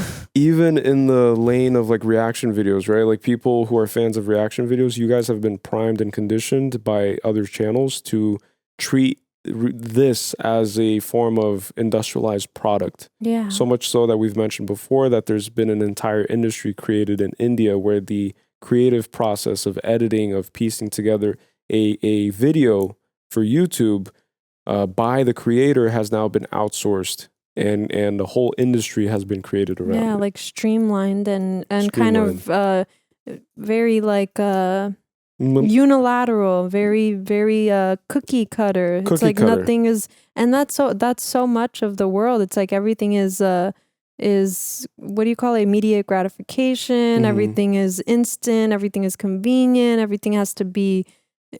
It's never enough, right? There's always nitpicking. There's always like all these things, and it's like, well, you know. And it's not done for the benefit of the consumer of reaction videos. It's done for the benefit of the people who put the money in their pocket from the views and for the high frequency, high view counts, high production equals more money at the end of each month from YouTube equals more profit in their pockets. Yeah. And so then they just kind of cost of living is a real thing. Right. But like you can do things and be a good artist and be a good creator without selling your soul, I think. And I think that that's the line that I'm trying to cross, because I could 100%, I could, if I wanted to, I could make this into like a machine. Yeah. Like a high production machine where it's like, we don't even talk at the end of the reactions, like 5 minutes, 20 minutes just max. Like, okay, that was epic. Okay, that was cool. That was epic, guys. I love the cinematography. That was crazy. I love the lighting. It's like, it's not giving you any value. But it's like, what's the point of that? That's why I genuinely was having a bit of a panic attack in the middle of this, because for me, it's real. It's like talking. For me, it's real, no, I know. I'm saying I was born there. No, I'm saying to other people. Like for me, this is real. Like I don't take this lightly. I don't take these discussions lightly. And maybe people just see it as, oh, you guys are just talk so much after these reactions. But I'm like doing something that's scary for me. It's like I'm sharing ideas that aren't necessarily going to be accepted easily by or digested easily by people. And so, you know, Estou that's dando a minha cara a tapas is what they say. Like I'm like giving myself for like crucifixion, essentially, like to be crucified or not to be crucified. For a statement I make about Trump, the sitting president being mentioned in files about human trafficking or whatever, it's like, and then somebody's like, oh, you can't do that because you're, come and stop me. like that's what I'll say. It's like, come and stop me. It's like, I don't care. Yeah. And it's not in like a in anarchy sense, but it's just like in a fear sense. Yeah. You can't instill fear in me anymore because I've lost my fear of death. Like I've gone through my spiritual awakening. I've confronted death. I'm not afraid to die anymore. And that makes me someone who is free. And that's what I'm going to express and present myself to you guys. And then whoever enjoys it, whoever doesn't, that's their own prerogative. Yeah. It's true. Like, I don't really give a fuck. Oops. I mean, it's true though. Like that's what I'm saying. It's like how much of fear even is coming from obviously fear can't just come from yourself. It's coming from an invisible force that's making you fearful. So fear is external. Yeah. So it's like, it's always external. Even if you're born in the middle of a jungle and you're there to fend for yourself alone and you're in a Tarzan thing, then even the like rustling of like distant leaves, that response that you might have of fear, that's external. Yeah. You know, like strength doesn't derive from the externalities, and that's my main takeaway from this. Like you don't derive strength from a pistol, from a government, from a system of power, from policemen, from anything but yourself. It's like you develop that inwardly, and that's what prayer and meditation and every religion teaches you is inner peace, inner strength, and that's how you beat the game. And what the guy said on the bus before, you know, everything that happened to him, it's peace and love. And that's why we signed this off with like peace to the world. It's not like, it's because like that's what things should start gearing towards. It should start getting to that. Like we also don't want to be fear mongers or any of that, but you have to expose reality fight reality, like to fight against the things that are, you know, imposing this unjustified reality onto everyone. And then, you know, the ultimate goal is peace, is like happiness, is love, and isn't anything aside from that. And I truly believe that I'm here to do my best to make this world less shitty. Yeah. So however I could do that, if it's through a YouTube video, if it's through a podcast, if it's through whatever means of communication we have nowadays, then that's what I'll do. Yeah. And I refuse to be scared of speaking the truth. You know, like I'm not here to be scared. Like I'm here to just express my Yeah, and we gotta just be ourselves. Like, yeah, I don't care. Mentally gone. It's never wrong. That's why it's never wrong. And then go ahead. If you think it's wrong, then you can exit. Let's close it out with that statement. Ready? All right. So with that being said, yes. Thank you. And don't forget that it's never wrong to be mentally gone. Peace to the world.